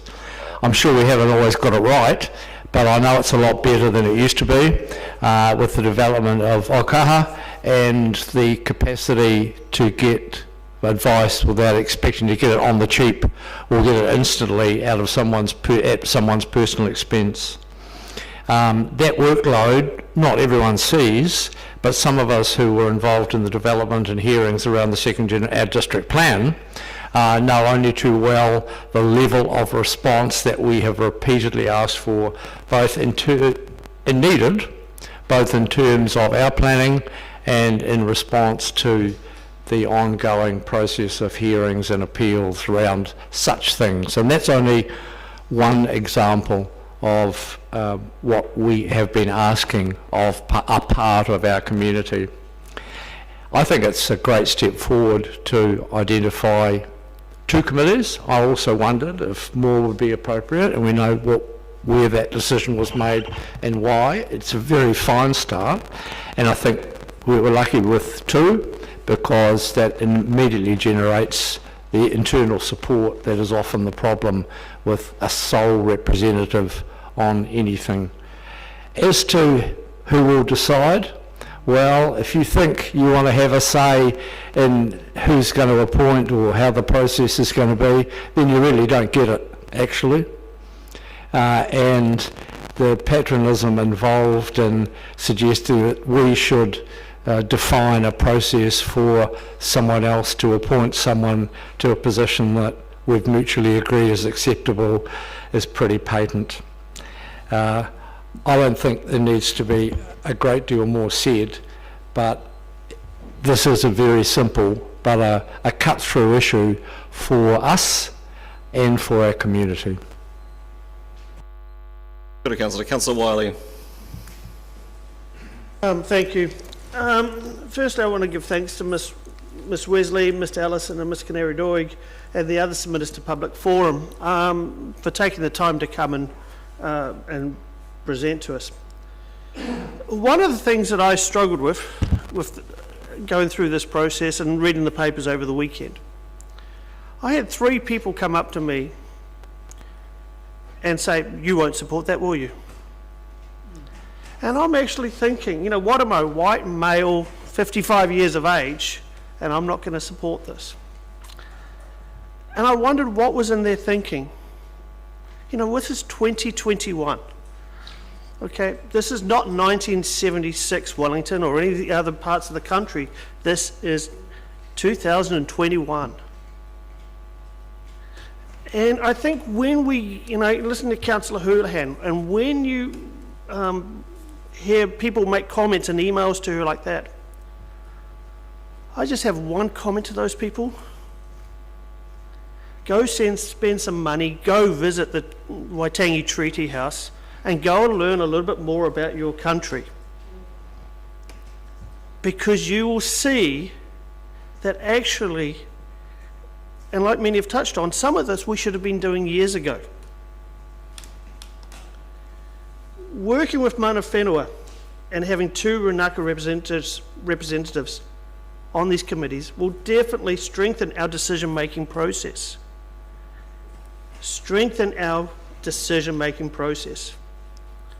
We are governed here to make good decisions.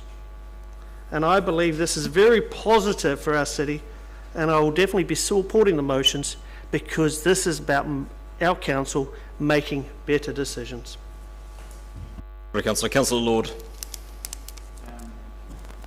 Yeah, look, I haven't got the eloquence of some around this table, but there were a couple of things I did want to say. One was just in comment earlier that the Mayor made the comment that it's not our business who Mana Whenua choose to represent them, and it was promptly brought up that that should be a statement of concern, and I actually totally agree with the Mayor on that one.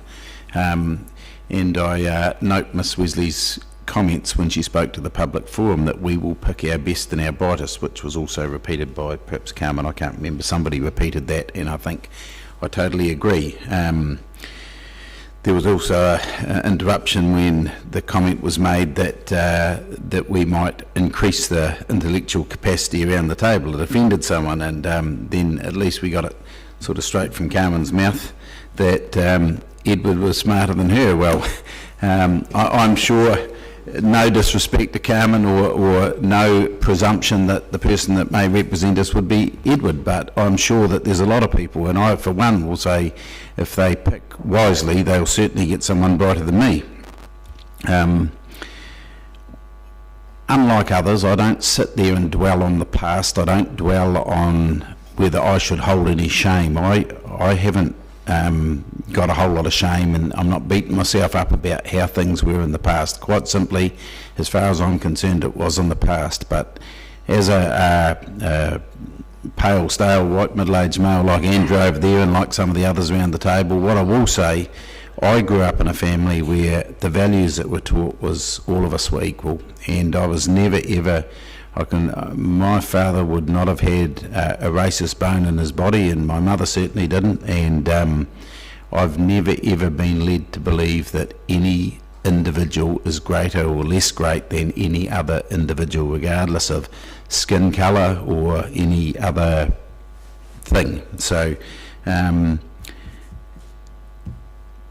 the 6 years, coming up 6 years that I've, maybe 5 years that I've been on the Māori Participation Party, I have increased respect for the people that I've worked with on those committees, and mention has been made of Tahu and Dave Cull. I mean, I had respect for them, but I have great respect for the other members of those committees that are still, or of those committees that are non-council delegations.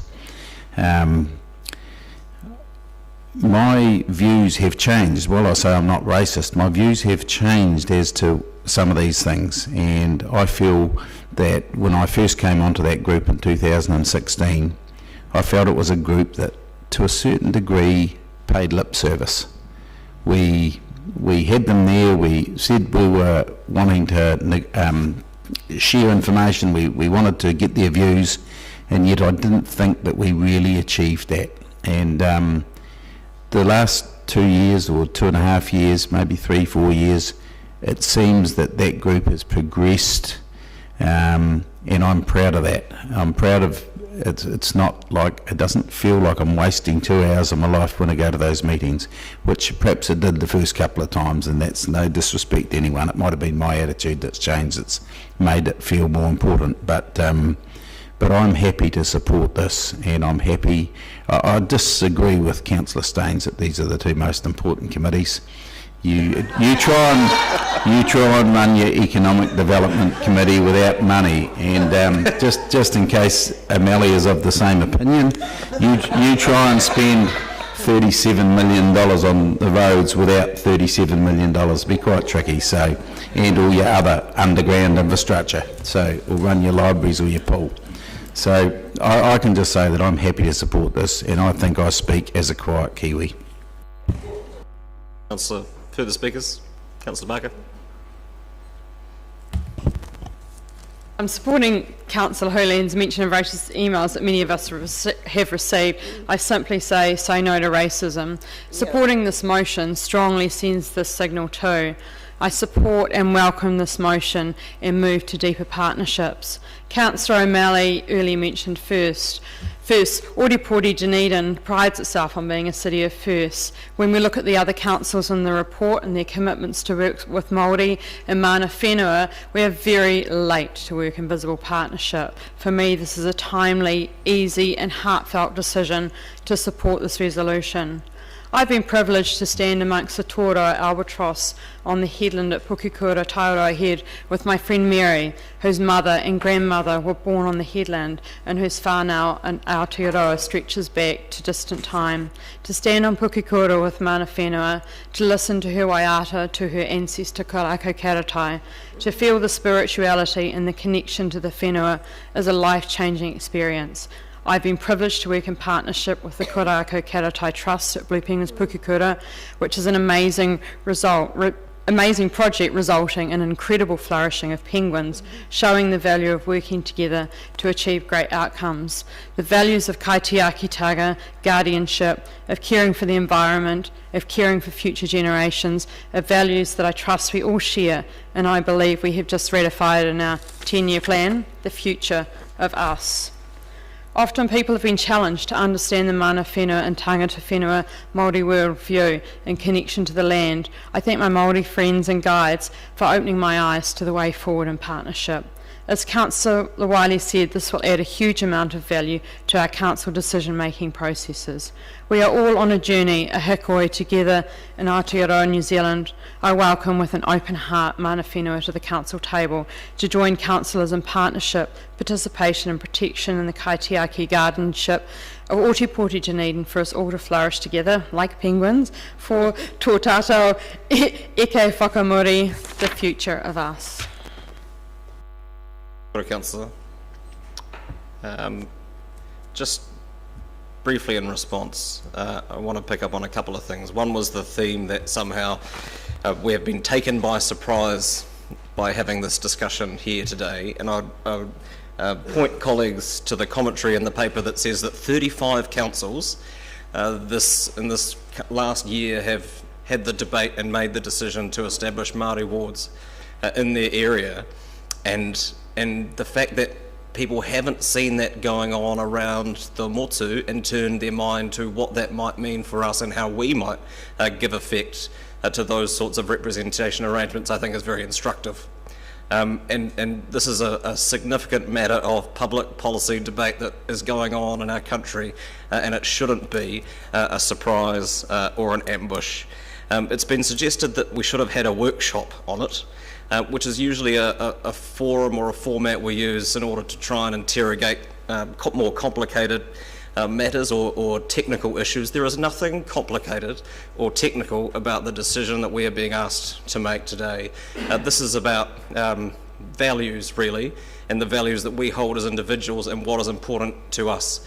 And my personal view is that we shouldn't have to outsource our values to public consultation and public feedback and public engagement, especially when we have seen time and again around the country the toxic, divisive and well-resourced nature of the debate as it pertains to Māori representation in local government. And thankfully a lot of those, the uglier battles won't have to be fought anymore thanks to the legislative change that has finally redressed that kind of structural racism in legislation. But having said that, it is still something that I would struggle to do in good conscience, to throw this out to public feedback, knowing full well who isn't going to be in the who is and who isn't going to be in the crosshairs of that ugliness. And so I think it's disappointing mostly that elected members sitting around the table haven't been thinking about this, given that everyone else around the country seems to have been, but also to default to throwing out what is, as I say, a values proposition to public feedback and engagement is an abrogation of our duties as elected representatives of our community. Point of order. In my view. Point of order, Councillor Houlihan. I just think that the Mayor has missed the point, and is making Missing the point isn't a valid point of order. I've also come to the end of my remarks. I'll take the vote. No, I will say one more thing, and that is that I've determined that it's not a point of order. Me missing the point.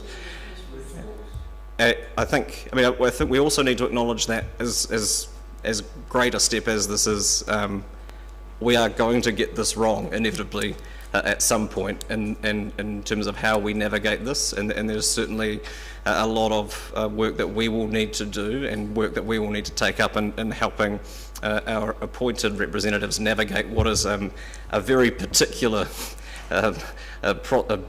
bureaucracy-driven process that is local government decision-making, and that is on all of us as elected members individually to support who we have coming on board to help us do this work. And I will put the motion by division.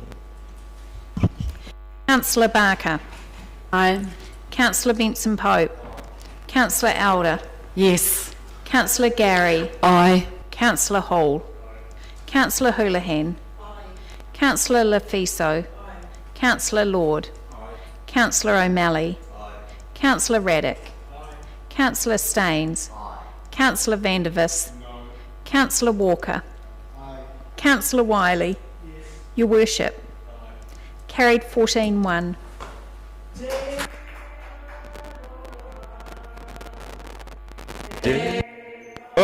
Pono me te rangi Māori e tata ue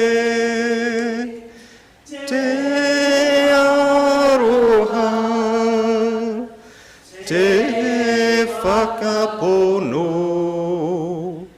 me te rangi Māori e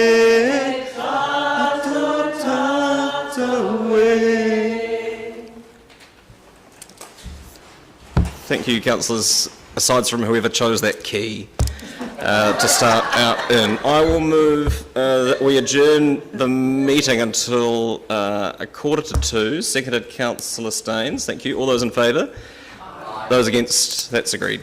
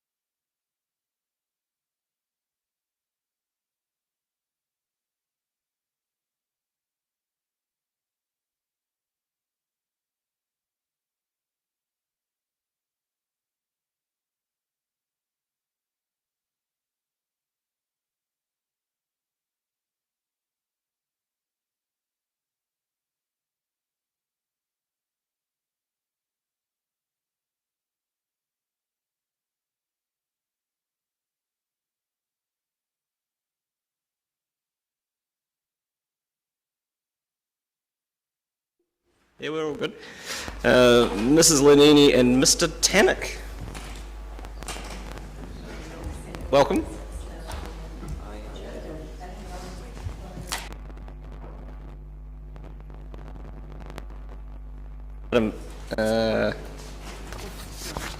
Item 16. Anything by way of introduction from any of you? It's on page 73, councillors, of your agenda.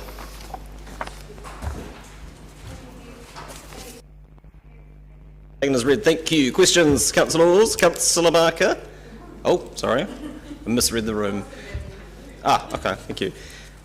Questions? It's been moved. Councillor Barker, seconded Councillor Lord. That was quick. Well done. Any... Would you like to speak to it, councillor? Further speakers? Councillor Lord. Yes.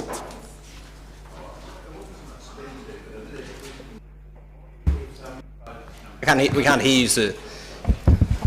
Well, just quite often we have road closures that happen for events, like for example, just the weekend there's been roads closed out here with the Light Festival, and they haven't come to us that I knew of, but these ones do. What specifically triggers the difference? Historically, we've signed off a schedule of them, but we haven't in this instance, is my understanding. We will look to see if we can't bring a schedule routinely back to council now, just so that we don't have random ones. But was I correct that some we have done and some we don't do? Some we may not have done in front of council, that's correct. Okay, thank you.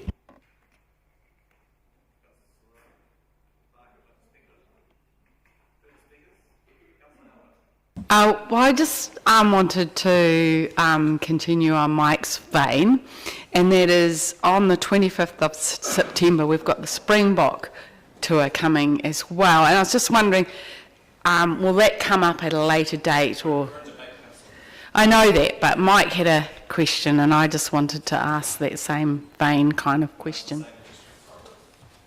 These are the ones that are before you now. There will be a future report with further road closures at a council meeting in the future. Okay, thank you. I'm happy to vote for this, but do wonder, in a similar vein, whether, if for instance we win the yachting and we need to close the roads for a carnival at short notice, whether it's going to be a requirement to actually bring these road closures before council. I think some flexibility should be maintained. I think that the formality of getting council to tick these road closures off is actually unnecessary. I would have thought that this would have been a fairly good example of an operational issue that could easily be left to the Chief Executive, and I've even contemplated having a subsequential motion that we agree that the Chief Executive be able to institute such road closures for events, especially at short notice, and not have to come to the council to do that. To me, this is an unnecessary few pages of paperwork that we were always going to tick off anyway. Don't really need it. I can vote for it, but would prefer not to see it come again. I'm not sure we have that legislative luxury, but I'll... Councillor, I would far prefer to be able to tick them off operationally myself, but the 1974 Act doesn't allow that, unfortunately. So we will lobby to have that changed, but it's an old piece of legislation that requires council sign-off. And we haven't bothered in the past, so why should we bother now? Because I don't think we should be seen to not follow the law. And in the case where a council meeting is not available in a time scale required to actually shut a road, what would your response then be? Technically, within 24 hours, I could call a council meeting that would be able to meet that requirement. Okay, thank you.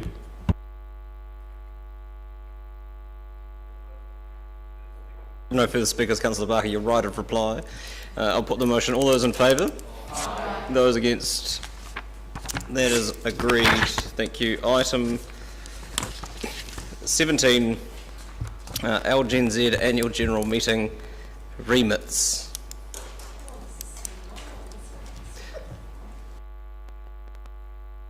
I'll remind councillors that we don't need to necessarily debate all of these things individually. The course of action in terms of instructing delegates or not is in the hands of the meeting. Councillor Benson, but you're moving. Oh, there may be questions. Don't get too excited. You're moving what exactly?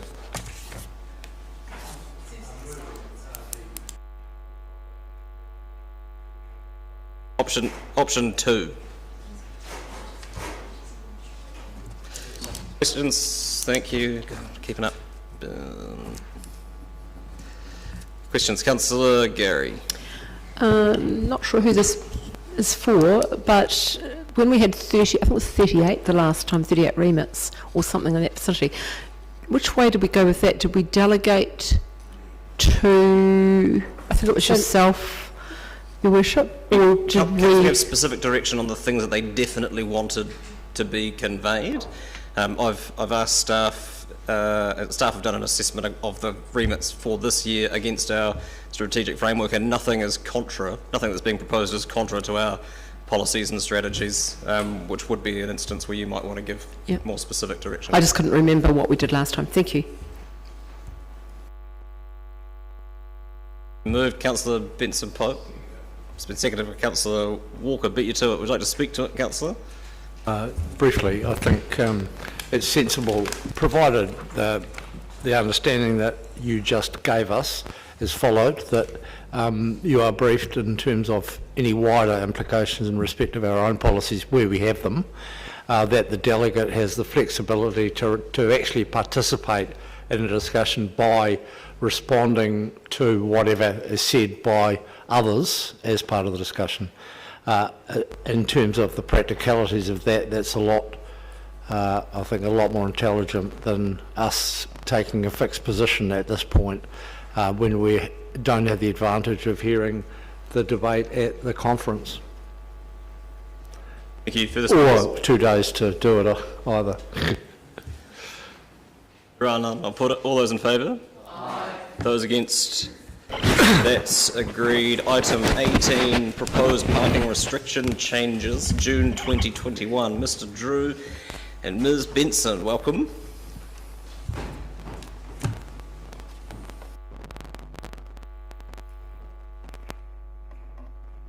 Page 168 of your agenda. You happy to take this as read? Excellent. Questions?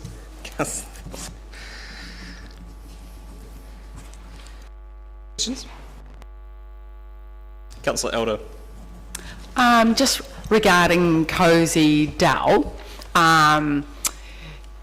the road is quite narrow, and having parking on both sides of the road sounds like it's impossible for people to travel down there safely. So you iterated that, in fact, the losses are actually only attributed to one side. Is that right?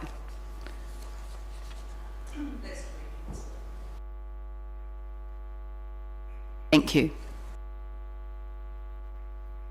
Been moved by Councillor Wiley, seconded by Councillor Walker. Would you like to speak to it, Councillor?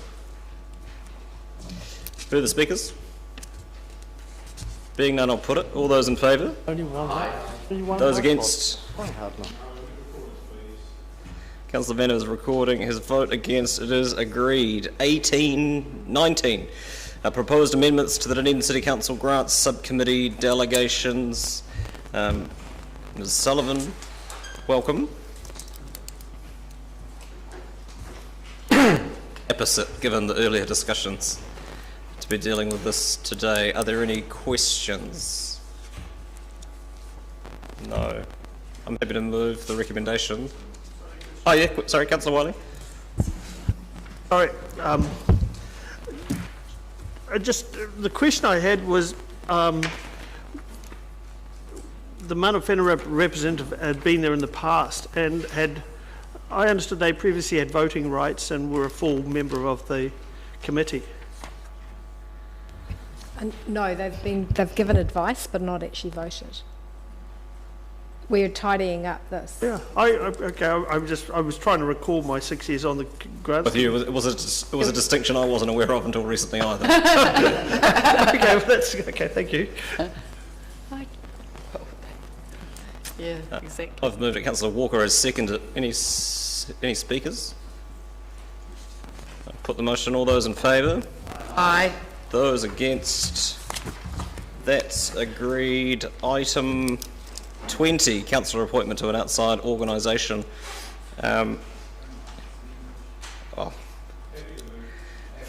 Yes. Thank you. And thank you. Moved councillor Vanderver, seconded councillor Raddick. Thanks. Thank you. Any questions? The report is hardly voluminous. Councillor Vanderver, would you like to speak to it? Thank you, Carl. Further speakers? Being none, I'll put it. All those in favour? Aye. Those against? That's agreed. Mr. Logie, welcome.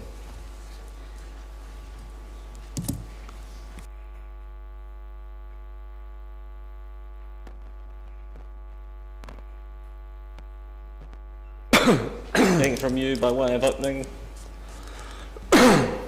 Probably just refer councillors to page 196 where we have our standard graphs.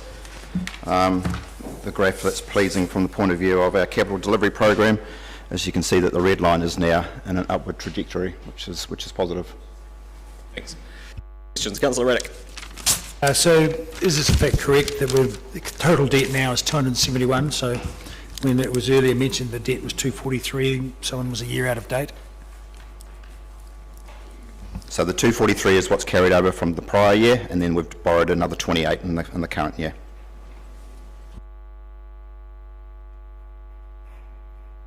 Councillor Lord. I did notice that increase in the CapEx debt and or CapEx expenditure, and I was quite pleased to see it, although, like I say, depending what you're spending your money on, that's not always necessarily a great indicator of just how the council spending is going. But I was going to ask, so at the moment we're 83%, do you think you'll lift that again by this final month, or you just won't know till the bills are paid? So I think I've indicated on page 195, we were previously estimating sort of between 95 and 100, and it looks like it's going to be between 100 and 105, which is still below the full year budget, but obviously it's a significant uplift on where we were forecasting earlier in the year. Councillor Wiley. Gavin, I'm hoping you might be able to answer this question, but I was just looking at corporate services capital expenditure was at 1.77 million underspent, and then it talked about lower than expected expenditure on a number of key IT projects, including the payroll system, replacement infrastructure program, smart water meter project, and records management system. I'm hoping you'll tell me that actually the effectiveness of staff and the project came in under budget versus we didn't spend all the money and we've still got to do some of that work. It's a combination of all of the above. Oh. Okay, thank you. Councillor Lord. Yeah, just a question probably for Sandy, this one, but I'll just note that the personnel budget is a favourable or underspend of 2.283 million, which is not an insignificant amount.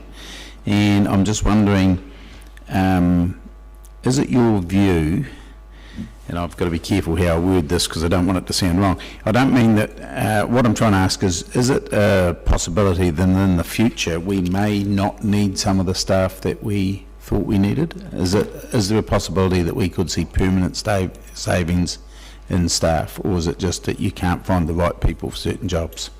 What I would say is we've appointed someone, Mr West, into the role where there'll be quality improvement program, and part of that will be to look at our processes, because I don't think that always adding more staff is the answer. So he'll start looking at various of the things we do and decide if we've got the right amount of staff or not. So it may be that we don't need as many staff doing some things that we have, or it may be that we need more, but until he's done that work I won't know.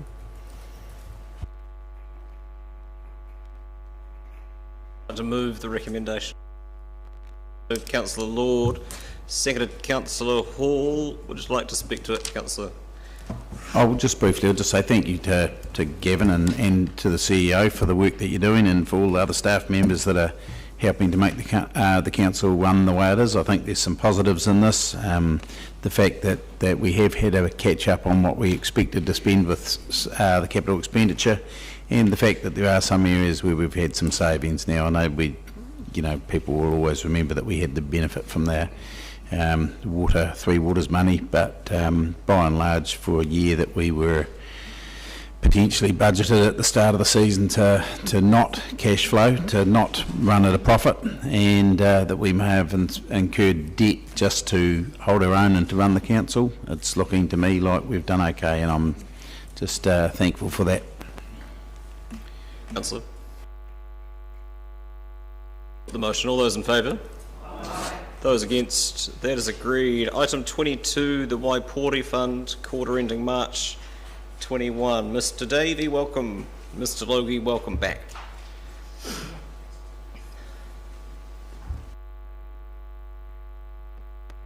I'd ask if there are questions in advance of you coming up here, but are there questions? It would appear not. I hope you got a Fitbit for Christmas. There are no questions. I'd like to move the resolutions. Councillor Wiley, so moved. Is there a second to Councillor Hall? I'd like to speak to it, Councillor. Further speakers? Being none, I'll put it. All those in favour? Those against? That's agreed. Do we have Mr Cooper? Not yet, he's 10 minutes away. We've been quick through these last few. Well, these are the last two. Dunedin Railways, I don't need. Okay, item 24 we'll take on Dunedin Railways Limited. It's not compulsory to pad for time until Mr Cooper arrives. Are there questions on that? Councillor O'Malley. I just closed that. I had to bring it up again. It's just, I sort of briefly asked the CEO before the item, but it's around the structure of Dunedin Railways as we're moving forward, and I'm just confirming that it's not covered by this item because this is really just them coming back to the shareholder. Is that correct? Correct. That work will form part of that broader strategic work around the future of Dunedin Railway. Thank you. Councillor Gary. I just wanted to query the use of the description of it still being in hibernation mode, coupled with the running of limited timetable. I wondered if that was hibernation was the right description at this point where we're trialling things. I just thought it might be a little confusing. I mean, I've made the point around mothballing versus hibernation, but I see this as something quite different again. In drafting these, we worked with DRL and DCHL, and this wording they felt gave them clarity about what council's intentions were. Sure, thank you.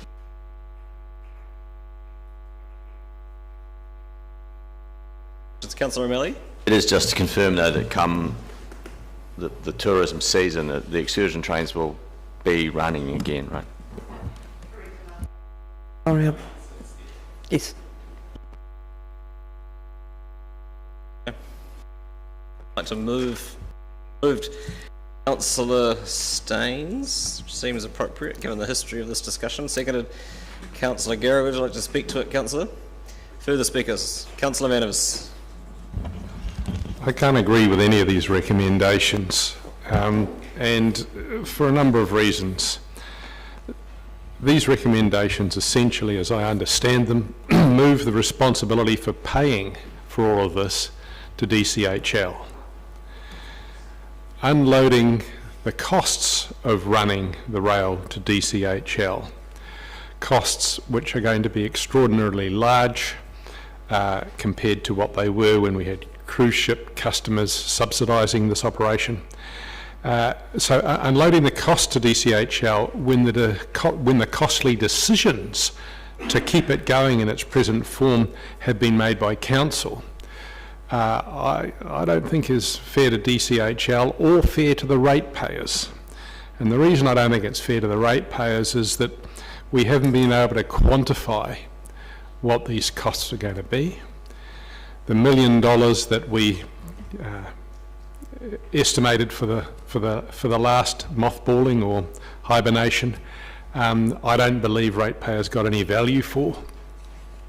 And noting that there's not going to be any return of financial profit, and that there's going to be significant losses which basically have to be sucked up by our council companies, who already for 4 years now haven't paid us a dividend, is simply to take our ideological decision to keep rail running in some other tiny form compared to what it used to be when it actually had patrons to service, and then load the cost onto our council companies.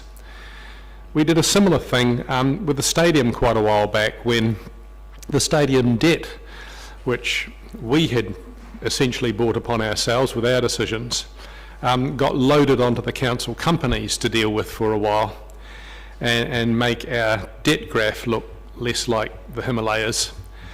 It had to be loaded partially back onto us again for other reasons later on, but for us to use our council companies essentially as a dumping ground for unprofitable, costly excursions or explorations into rail stadiums or anything else, and then expect the council companies to deal with the unspecified losses, I don't think is fair on DCHL, and certainly doesn't help DCHL get back into a position where they might again do what they were set up to do, and what the public of Dunedin has put enormous investment into those companies to do, and that is finally pay us a dividend again. DCHL statement of intent, which is coming up shortly, is the fundamental idea is that they were to pay us a 60% return dividend based on their profit. But because of extraordinarily poor running, especially of Aurora, which had a monopoly over many years, and insufficient oversight by this council, we haven't had a profit from DCHL from which to get our 60% dividend. This particular set of recommendations pushes further of our adventurism, financially disastrous adventurism, onto DCHL, and I don't think that that's appropriate. And for those reasons, I won't be voting for it, and I hope others follow my lead. Thank you. Councillor Raddick. Well, I won't be following the lead in this instance, because I think there's a reasonably practical solution for what to do about the train, because the general public of Dunedin has a great affection for the train and would like to see it run its natural course and see if it can be made to work. And in all fairness, DCHL did a good job through this last summer of breaking even with the train. So by giving them responsibility, I mean, DCHL and the child companies within it are full of savvy business brains. So I hope that together they come up with some good marketing and schemes for the train this coming summer and manage to make it break even or better than that, and we'll see how it goes. So I think it's a good place to put it, and one of the things that that they will be able to do is make difficult management decisions without council having other overriding factors come into it. So they'll be able to make good business decisions to get the best return they can out of that train. So good luck to them. Councillor Gary.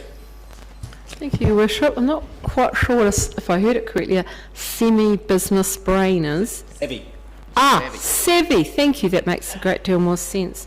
I'm really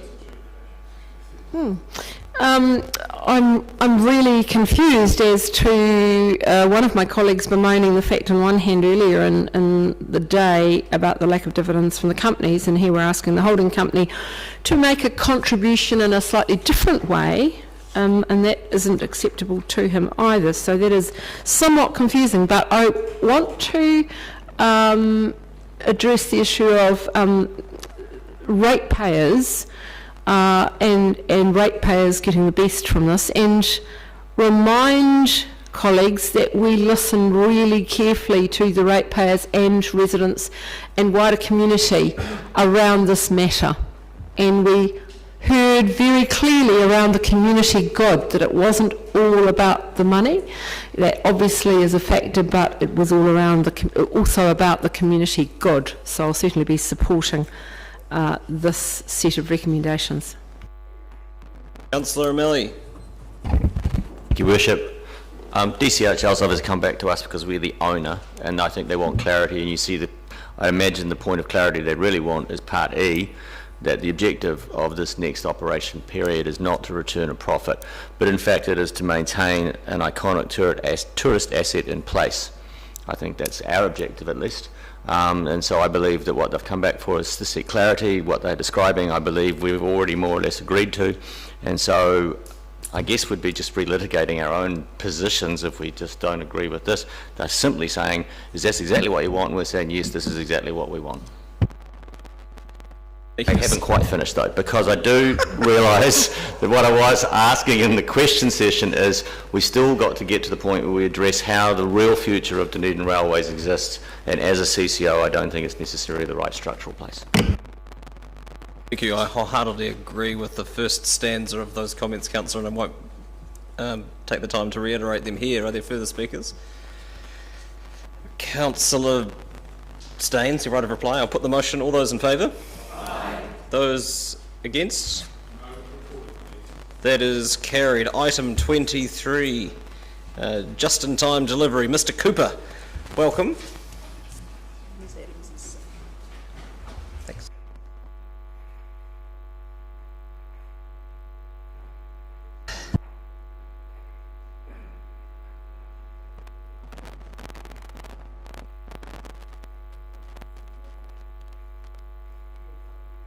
Welcome, Mr. Cooper. 2021/22 Statements of Intent for the Dunedin City Holdings Group Companies. Anything from you by way of introduction? Can you turn your microphone on? Just briefly. So these are an update from the provisional SOIs we furnished January-February period. They do take into account the various feedback items we had from various councillors, which have been incorporated one way or another within those statements of intent. Pleasingly, they do show an improving level of profitability and strong cash flow over the period compared to the earlier versions. That said, we've still got challenges at the airport, although they're certainly not as we envisaged this time last year, with the airport operating at 90% passenger arrivals and departures of the previous COVID level.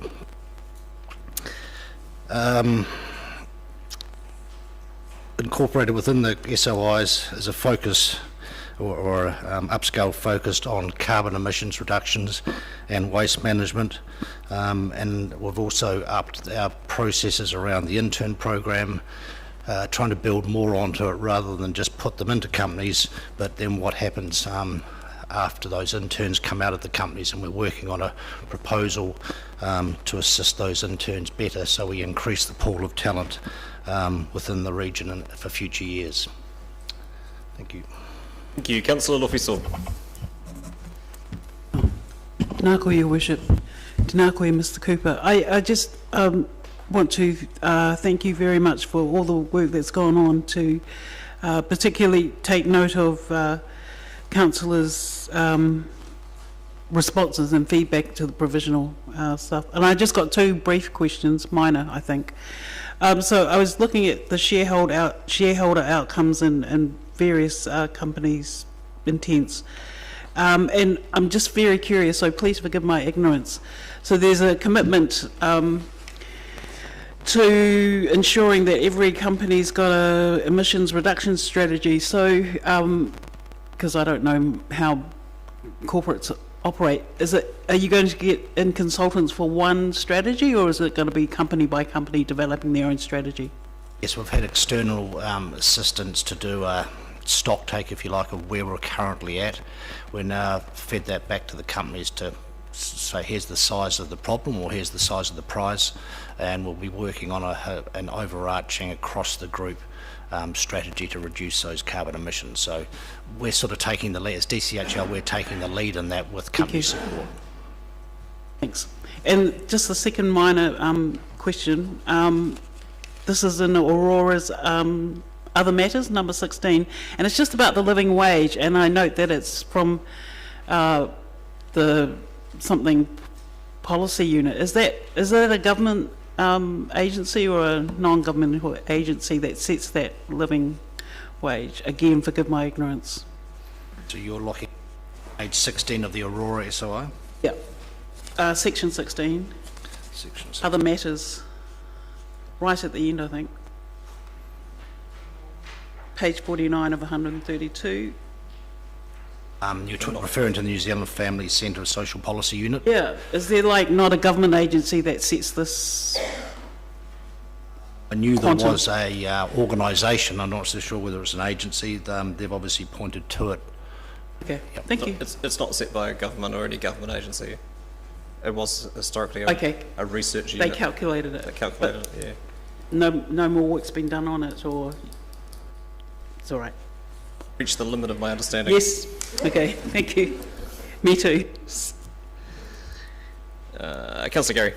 Thank you, Your Worship. Mr Cooper, thank you for ensuring that the feedback's been included in the statements of intents. I just want to ask the Chief, just for clarification purposes, at this point there isn't an opportunity to further change the statements of intents. Is that correct? No, not at this point. Thank you. Next opportunity would be through the subsequent letter of expectation process if there were things that people wanted to raise that haven't been picked up at this point. Questions? Someone like to move the resolutions? Moved by Councillor Lofis, thank you. Seconded Councillor Gary. Would you like to speak to it, Councillor? Only to say thank you very much to Mr Cooper and everyone involved in ensuring that we as elected members are listened to, and also the work that you're doing to ensure that we're complying with our responsibilities. Thank you very much, Mr Cooper. Councillor Barker. Thank you, Isha. I also would like to say thank you to Mr Cooper and the board. I'm very happy that the 20 points I raised, I know perhaps I was a little bit painful, but I thought that a lot of those points were really important. So I was happy to see that they were considered and incorporated into the statement of intents. Very happy to have our strategies and frameworks embedded into the statement of intents as well. When we've just talked previously about what we're looking to do with Dunedin Railways, as it's called now, that fits, I guess, financially, but also there's our other strategies that are really important to, and also holding ready for when tourism, I guess, comes back. The other thing I just wanted to say, that I was at an event when one of the staff working for one of the CCOs did mention that they had very firm focus on the waste management and zero carbon outcomes. So I was really pleased to hear that was actually being taken very seriously. Councillor? Right of reply. Councillor Officer, I'll put the motion. All those in favour? Those against? That's carried. And that brings us to the end of the public part of the meeting. I'll move that, per the order paper, we move into non-public, and that Keith Cooper be permitted to attend the meeting to speak to items C4 and C8, and that the meeting adjourn to enable the members of the public and media to leave. Seconded Councillor Gary. All those in favour? Those against? That is agreed. Thank you.